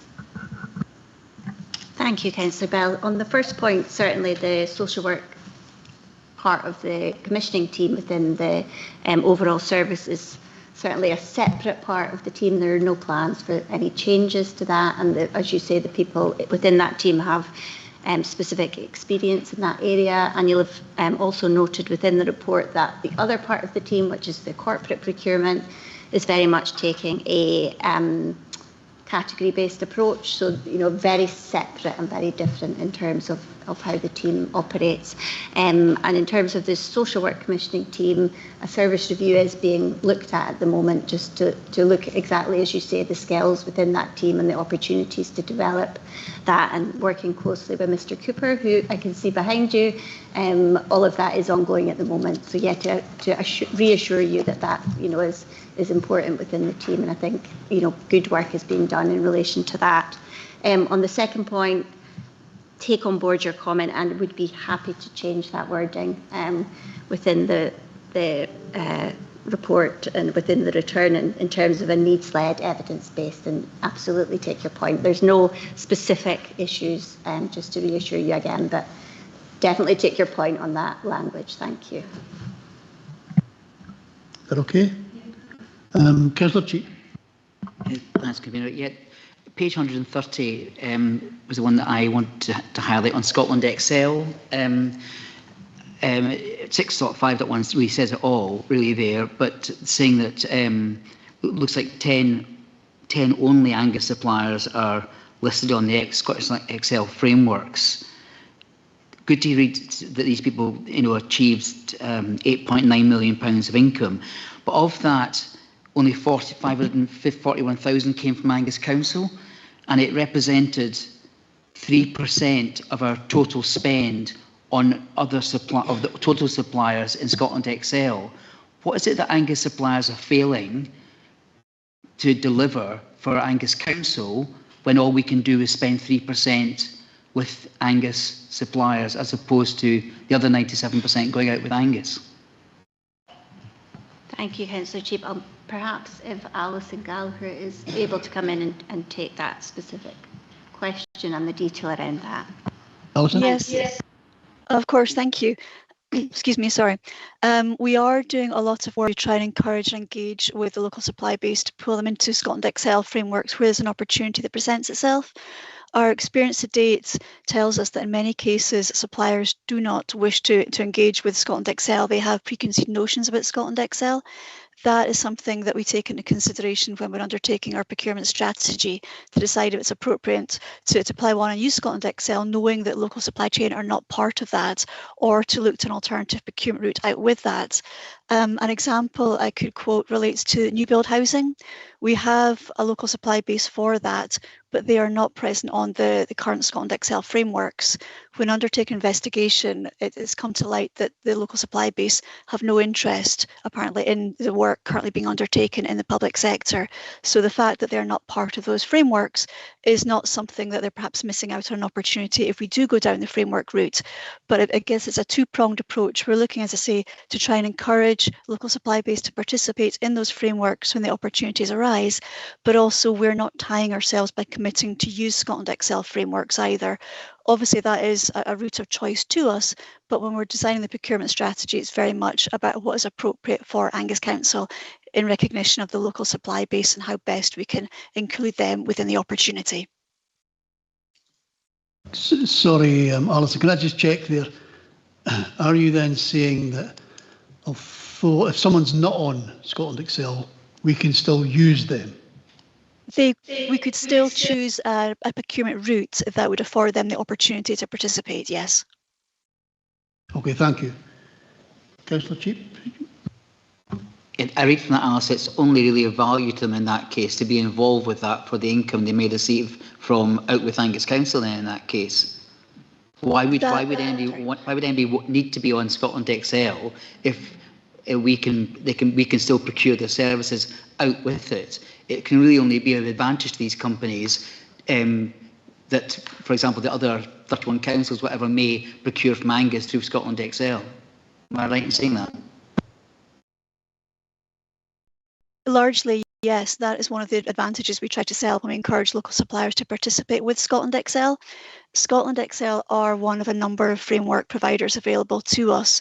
I say when we're deciding upon the procurement route, we are members of Scotland Excel, so it's essentially in our interests to make the Scotland Excel frameworks as fit for purpose for us, because by utilising those, they do offer a resource saving. We don't have to utilise our own internal teams to essentially start from scratch. And the time that takes, as well as the resource implications.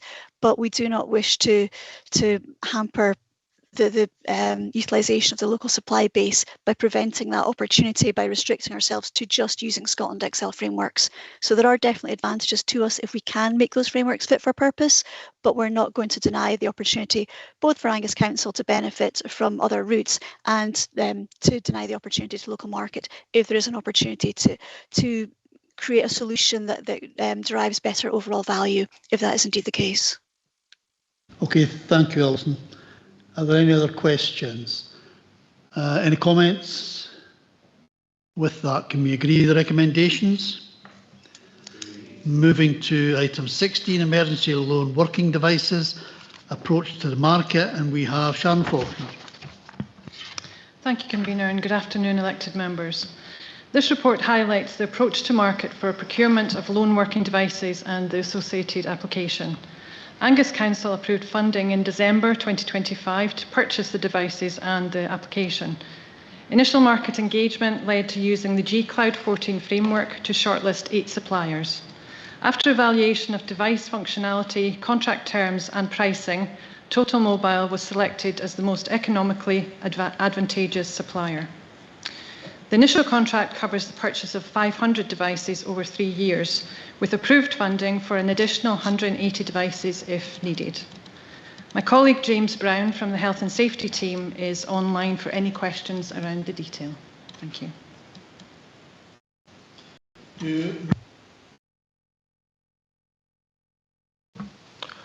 Just on the report, it's a fairly large spend of over 100,000.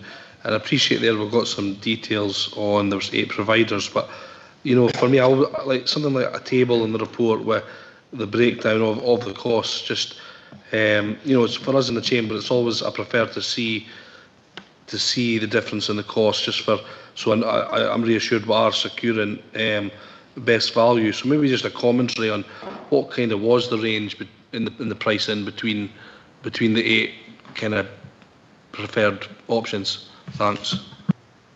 Thanks, Councillor Shepherd. And I'll just ask my colleague James to come on because he has all the detail around that. James? Thank you. Good afternoon. Around the 8 providers, there was a lot of add-ons from other providers. There was an evaluation scoring that is set by procurement. They helped me with that, about where everybody would place themselves in a scoring, and Total Mobile came out of the lowest and the cheapest for that. That is, I can make that available if required for you to see. Thanks. James, would it be possible for you to give us a broad range of what the most expensive was to the cheapest? Yeah, so the cheapest was Total Mobile. For the contract that we secured was at £4.91 a device. It then broadened the horizons of add-ons. There was no add-ons with Total Mobile, but other companies were probably about £650 plus add-ons. So a fully management system, alarm response centres was all add-ons. The delayed times to get devices and things like that were all evaluated as well. So yeah, the range from say £4.91 to upper £10–12 for a device per user. Okay, thank you for that. I'll move now to Councillor Bell. Thank you. I'm wondering who was involved in the assessment of which is the most effective product. If individuals who are lone workers who will be using them were involved because of user ease. Thank you. Thank you for your question. For the user ease, I reached out to other councils to see what they had used, and our colleagues over in Fife couldn't talk more highly of the interaction they had with Total Mobile. We did have a couple of demos. Myself and Kevin Hughes from procurement had demos from other companies, but by far the ease of use and the adaptability of the device. A big thing for Angus was the cross-network SIM. It picks up the strongest network possible, so we do not have any place really in Angus where we will not have a signal, and that was a big selling point for us. Thanks for that, James. I just, as a general good practice, I would be keen to be seeing the staff involved in using the products, involved in the assessment before it gets to that stage, because cheapest isn't necessarily always best value. Thanks. Thank you, Councillor Bell. We move now to Councillor Beattie. Thanks, Convener. I could just confirm the actual extent of the financial implications. The initial cost at 29,400 for 3 years, 500 devices, 88,380, plus an extra 180 devices if required. Does that take the cost up to about 200,000?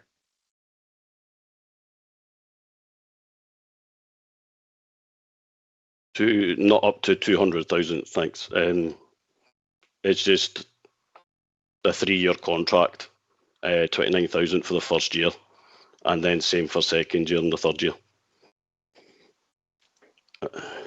Councillor Beattie? Yeah, it's just that the other 180 devices, is there no cost for that? The money was already sourced for that. I think, Ian, could you maybe come in on that, please? Do you know a little bit about the finances, please? Convener, through yourself, I am rapidly scrolling back to the report that went to this committee in December, just to find the relevant sections. If you bear with me, I'll just confirm what that number was that was approved. So the funding was approved at Policy and Resources in December. This report is intended just to confirm what the procurement arrangement is in relation to it. If I could find the right, yeah. So the costs were 70.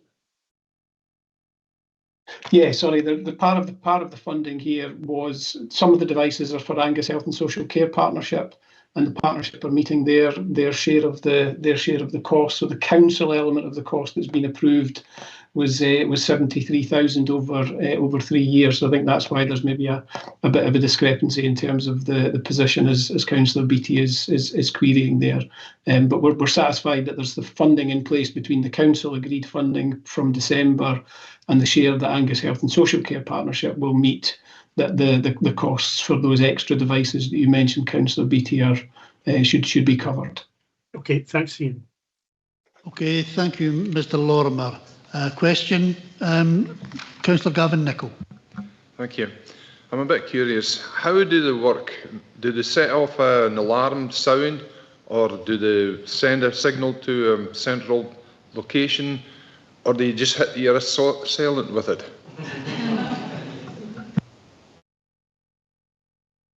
Thanks. What it is, it's like a little fob, and it's got an SOS button on the back. It comes with a lanyard that hides your ID badge will be in front. So it's easy to activate. It goes straight to a response centre, who are manned 24/7, 365 days a year, and they will pick up within two to 3 seconds. They're all trained in how to answer, whether it is just for some company or if they need to just listen in. They're all trained in different situations and scenarios. They also have a bypass to get straight to the police, so that they can get the police there quicker. Okay, thank you. I'll move to comments, and I think I'll make the first one if that's okay. I recall in days gone by when I actually worked within social work, and I recall that we piloted mobile phones for staff who were out alone working. They weren't particularly successful because when you went up a glen, there was no signal. So basically you would be, Councillor Nicol, hitting them with it. But it's nice to see that we're now at a stage where things have progressed, that they can actually work in the glens and so on. That's my comment. Any other comments? Councillor Speed. Yeah, thank you. Yeah, I'm supportive of this work, and the safety of our workforce is paramount. My question would have been, but Councillor Bell already picked up on it, and it was in terms of staff involvement in the process. It's fine if we've had the question. It's fine. What's that? If we've had the question, you don't have to repeat it, no. No, I'm not repeating it. Okay. I'm just saying that would have been my question, and it was my comment is just emphasising that we're getting a report, and it is a little bit frustration when what would have, I think, been best practice in terms of staff involvement hasn't been done. I'll bring in Sian. Yeah, absolutely take your comments on board, Councillor Speed and Councillor Bell, and we'll certainly make sure that as we're rolling out, we're doing all the explanations, we're having all the development opportunities with staff and with yourselves as elected members. But it would have been good, as you say, to be able to consult staff ahead of procuring. Thank you for your comments. Thank you. With that, we'll move to the recommendations, which are for noting. So do we agree to note? Moving to item 17, procurement of early intervention mental health and emotional wellbeing service for children. And we have Kirsty Lee. Thank you, Convener. I will bring in Audrey Osborne, who's on the screen today. She's our service leader for additional support needs, to introduce the item. Thank you, Kirsty. Thank you, Convener. Since 2020, the Scottish Government has provided funding to all local authorities to deliver a mental health and wellbeing programme for children and young people aged 5 to 26 years to help with the impact of the pandemic and in line with community mental health and wellbeing supports and services framework. In line with the Angus Mental Health and Wellbeing Support Programme, this report seeks approval to go to tender for an early intervention mental health and emotional wellbeing service for primary aged children and their families in Angus. A similar tender was awarded in 2022 for a period of 24 months with the option to extend for 12 months, and we're now approaching the end of that agreed period. It's necessary, therefore, to progress with the tender for this aspect of the programme to ensure continuity of support to children and to prevent a gap in the provision of services regardless of the successful provider. It's recommended that members of the Policy and Resources Committee approve the proposal to go out to open tender as the route to market for an early intervention mental health and emotional wellbeing service for primary aged children, and agree that an initial 2-year contract with the option to extend by 1 further year will be awarded. Thank you. Thank you. I'll open up to questions from members. Councillor Bell. Thank you both. Absolutely support this paper. And I'm particularly interested in the risk management aspect around being subject to regular analysis of trends, risks and mitigation. And I'm obviously very much aware of the impact that COVID has had on children and young people. And I'm just wondering what the current trajectory is at the moment, because we'll be moving, the children directly affected by COVID will be moving through their school journey. Are we continuing to see an increase in mental health challenges for these young people, or is it levelling out? And as new generations of children come into the school environment, what's their status in terms of mental health? Thanks. Audrey. We are still experiencing challenges as a result of COVID, and especially around emotionally based school avoidance and anxiety in young people. This service in particular was directed towards primary age children, looking at the range of services that are already available, and we already use funding for counselling in schools, primarily for secondary age pupils, but also for primary age pupils 10 years and up. So this primary service was for those children and their families, and it's not just school based, it's community based, so it's available throughout school holidays and out with the school day. So it was trying to meet the needs of children in primary schools who will become our secondary aged pupils obviously in time, but for that early intervention, and I think that's the key part of it here. So are there still challenges in terms of emotional health and wellbeing in our children and young people? Absolutely, but there are also a range of services, and it's trying to make sure that we're best directing those services so that everyone's getting access. Thank you. Okay, thank you. I'll bring in Councillor Cheap. Yeah, thank you. Thanks, Audrey. Just in paragraph 5.4, we talk about the service employing 2 full-time primary years wellbeing support workers, and they mention schools across 5 of our boroughs. Why aren't Christine Monteith listed there? Christine Monteith have been getting a service. They're the latest to get the service, so 2 of our schools. There obviously we can't, given the capacity, it's not to every school, but now the programme has rolled out across all localities, and that's been based on the data that we had available to where to direct those services. So Burnside and Seaview, Christine Monteith clusters have received that, are receiving that service currently. Okay, thanks. If it's clear, thank you. Any other questions or comments? Councillor Speed.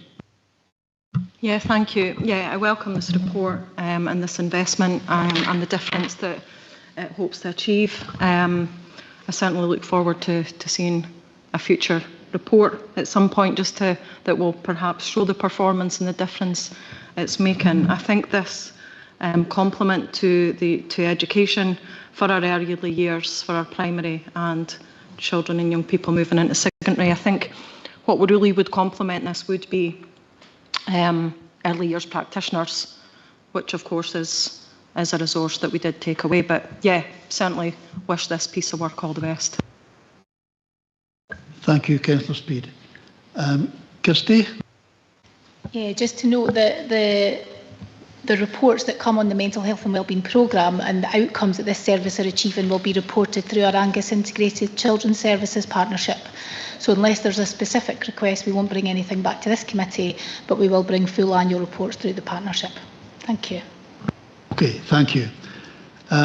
With that, I think we can move to the recommendations. Are they agreed? Moving to item 18, prepaid card system for direct payments. And we have John Cooper.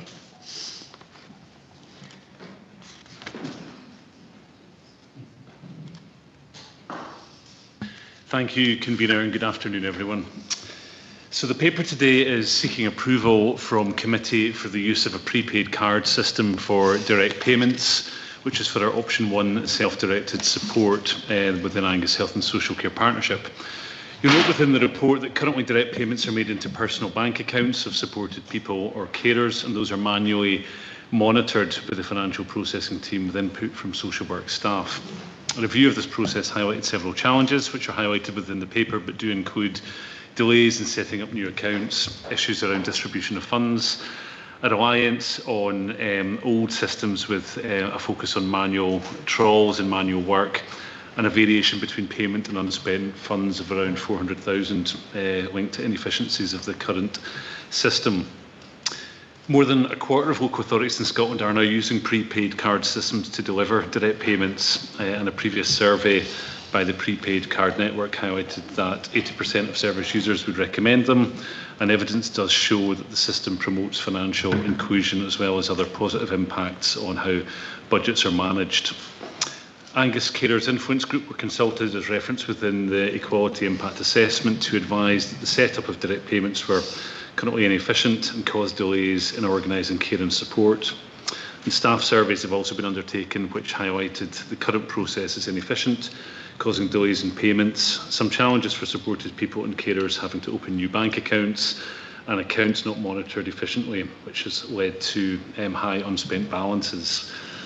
As the proposed change does not affect eligibility for service users or carers, budget allocation or individual outcomes, formal consultation across our service users was not considered proportionate as part of this piece of work. The paper and the EIA recognises that not all supported people, however, or carers will wish to move to the proposed system, and for those individuals, the existing arrangements will still be available to use should they wish to do so. However, the new process will now give people in Angus more choice about how their direct payment is paid and managed. For those who do wish to transition, if this is approved, information sessions will be offered alongside clear guidance for supported people and carers, whilst also recognising that supported people and carers can continue with the current process of using a personal bank account. The costs are highlighted within the paper, and if approved, Angus Health and Social Care Partnership would undertake a phased approach for rollout. The committee will note the 2 recommendations within the paper, and I also have Alison Gallagher, the manager from Procurement and Commissioning, as well as Stacey Miller, our Senior Planning Officer for Angus Health and Social Care Partnership, on the call.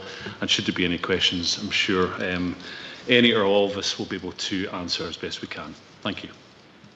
Thank you, John. I'll open up to questions. Councillor Speed, then Councillor Bell.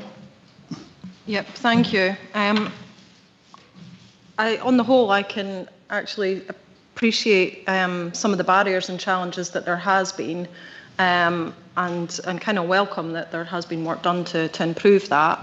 However, 6.2 of the report does state that it is set to improve service user experience, and yet you did highlight, and it does give recognition within the report, that no service users have been involved in this process. So a little bit like our earlier report where there hasn't been any staff involvement.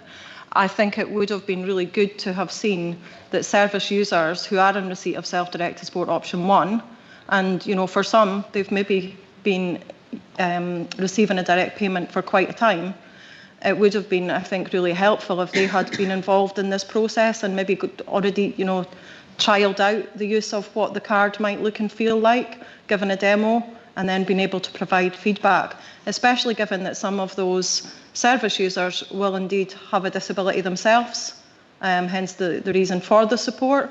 So it would have really been helpful to see that. I guess one of my questions, I probably have a couple, but one is around, I guess, moving forward, how that can be addressed. Because if it's not been done before and we move on to agree this report today, I do have concern, because it might be a little bit like the scenario earlier where there's lots of different versions. You did say that there would be the option for those currently receiving self-directed support to have the choice to stay using their bank account method, or they could switch. But can you just provide clarity? So I guess my question is, for those that are new in the future that will perhaps be in receipt of option or choose option 1, will they have that choice too? I'm a bit unsure whether there was 2 questions there. You had the first one and the second one, but if you've noted them, John, then you could address them. I did.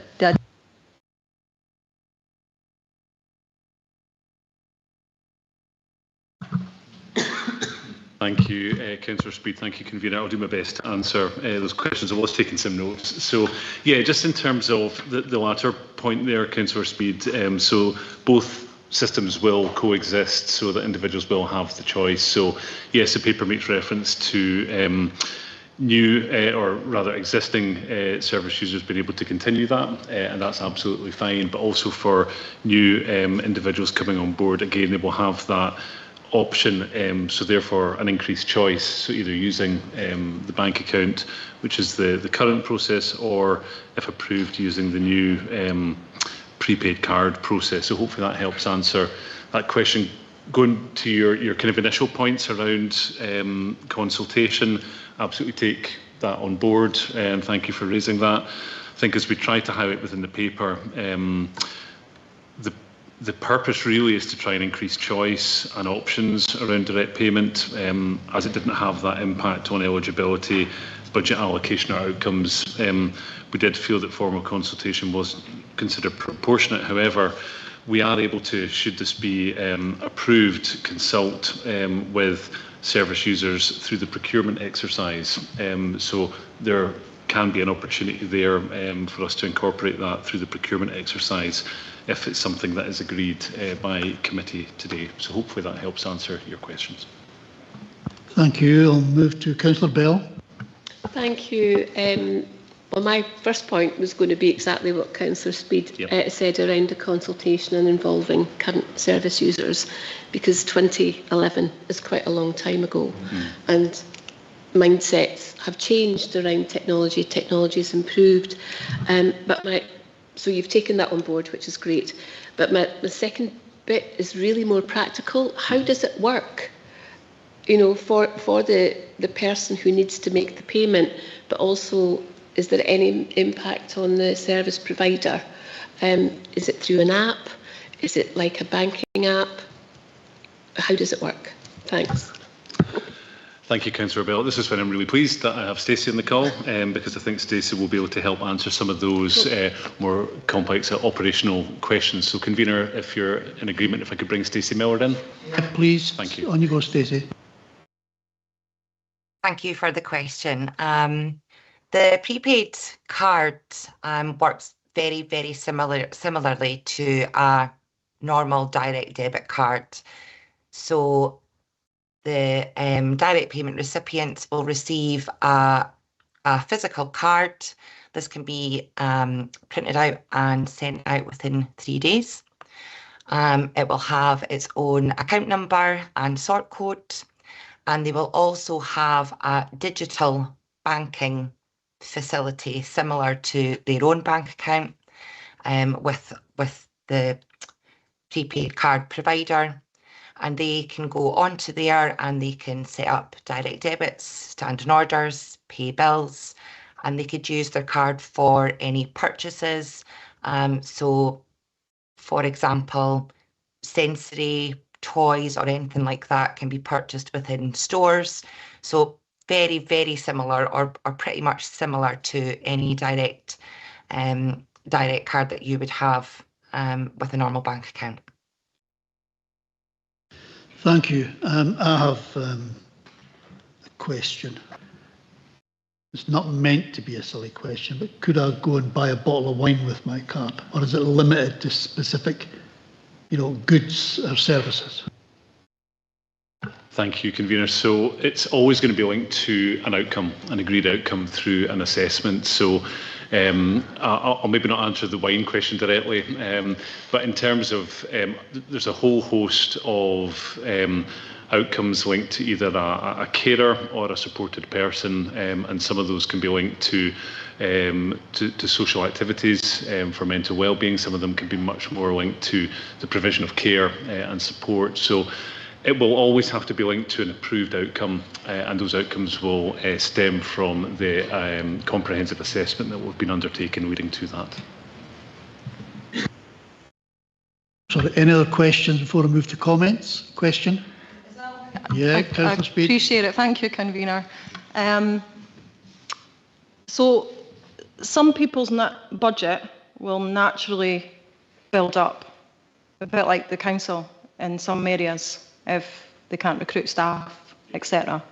And sometimes that can be the case for people that are on the seat. And I guess what feels like it's coming through is there is a bit of a driving force in terms of ensuring kind of good governance over that money.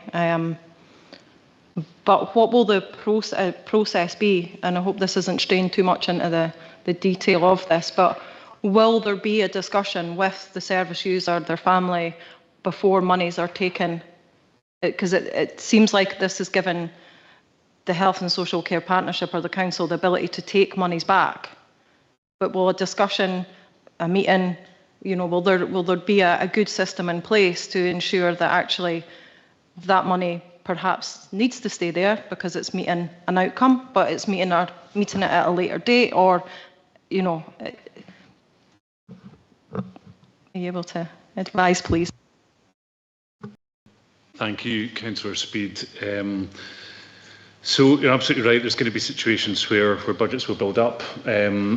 As I said earlier, so any spend will be linked to an outcome. If that outcome is around, using, for example, short breaks, then it's appropriate, absolutely, for budgets to build up to ensure that there's enough there to cover any costs associated with that. However, this system as a whole is really more around providing the management information regarding the use of funds to help us manage those budgets. So there'll be points in time, as has been referenced within the paper, where it's been appropriate to ensure that we are looking to where there is unspent funds and try and understand what that is. So in order for us to understand that, that's going to be very much an operational matter for workers to work alongside individuals who are in receipt of those budgets.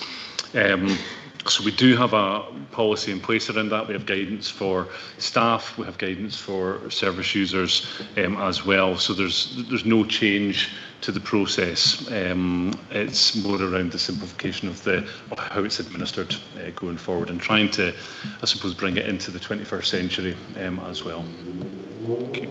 Thank you. Could I maybe just go back quickly? I'm not sure whether it was said or not that the card provider reported that 80% of users were happy with it. And I suppose my comment would be, if that's the card provider, you would expect them to say that, wouldn't you? But that's just a comment. I'm not looking for an answer to it. With that, are there any other comments? Could I maybe ask John, would it be possible, or maybe it's planned, that a report come back to committee once it's been, running for a while, to see, what service users have taken to it? Yeah, Councillor Bell. I just wondered if, rather than a separate report, that there's a section in the annual report, the performance report for the Health and Social Care Partnership, that might avoid duplication of effort. Yeah, that would suffice. Yeah, makes sense. Okay, with that, I will move to the recommendations. I think, Councillor Speed, you've had your share. I'd had two questions. But you had two questions. I had two questions and then we moved on to comments. A quick one, yeah? Yeah, thank you. Right. So I would be hoping within this process as well that the current system, that you look to see what improvements can be made there, because I know that has been very clunky in the past.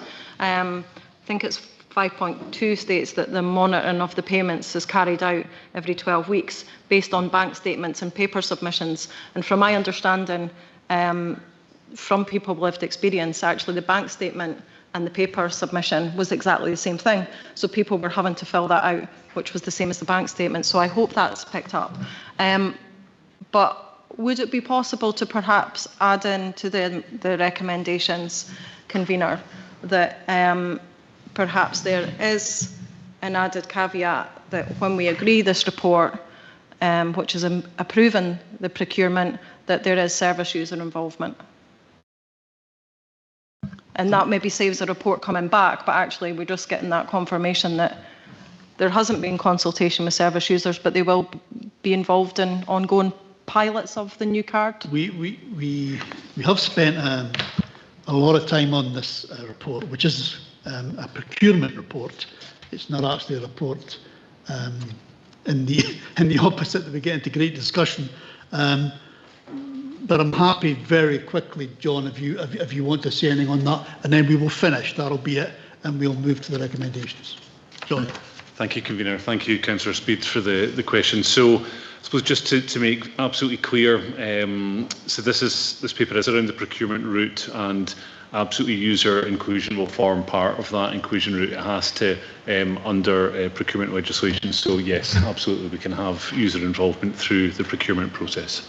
Thank you. Thank you very much. Okay, we'll move now to the recommendations. Do we agree the recommendations? We just confirm, convener, about the recommendations with the update to be provided in the annual report. Yes. And that bit. Yes. Yes. So just to confirm it with members. Okay. Well, will I be able to read it? Yeah? Work on that to committee. Okay.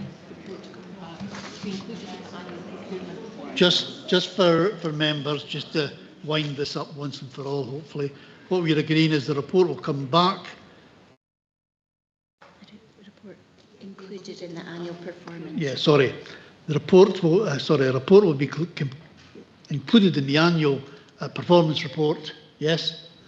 And that there is agreement, there's service user involvement in ongoing pilots of the new card. Agreed? Okay, thank you. On to item 19, prevent policy, and we have Mr. Daly again. Thank you. This report is seeking approval for the prevent policy presented in Appendix 1 to be formally adopted as an Angus Council policy. The Counter-Terrorism and Security Act 2015 places a statutory duty on certain bodies to have in the exercise of their functions due regard to the need to prevent people from being drawn into terrorism. Angus Council has and continues to fulfil their obligation, but has done so without a formal policy to underscore our commitment and record local practices. In 2024, Angus Council completed the Prevent Home Office benchmark and assurance process. Whilst the response from the Home Office was largely positive, it did identify some areas where improvements may be made.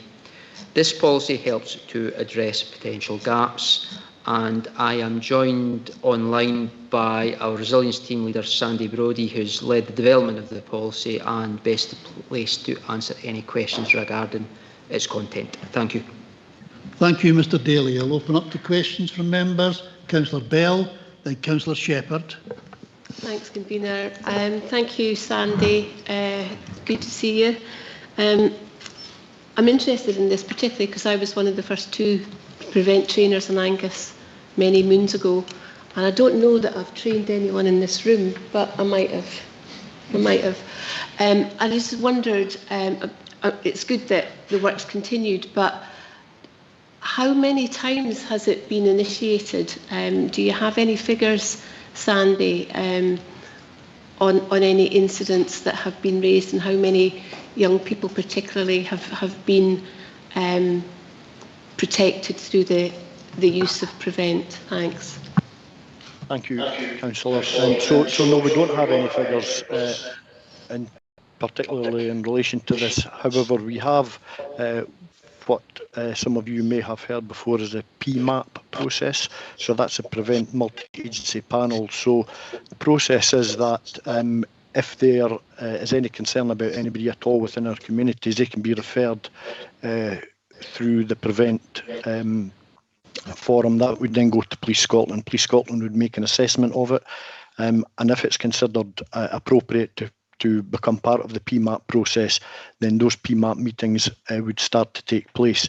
The PMAP meetings are chaired by a member of Angus Council, and in the time I've been here, we've maybe had 2 or 3, so thankfully it's not very high, but there may be other referrals that go to Police Scotland that they have a look at it and say they're not appropriate for going into the PMAP process. So I can't give you an exact number. What I can say to you is the numbers are low, and in fact the numbers across Scotland altogether are pretty low.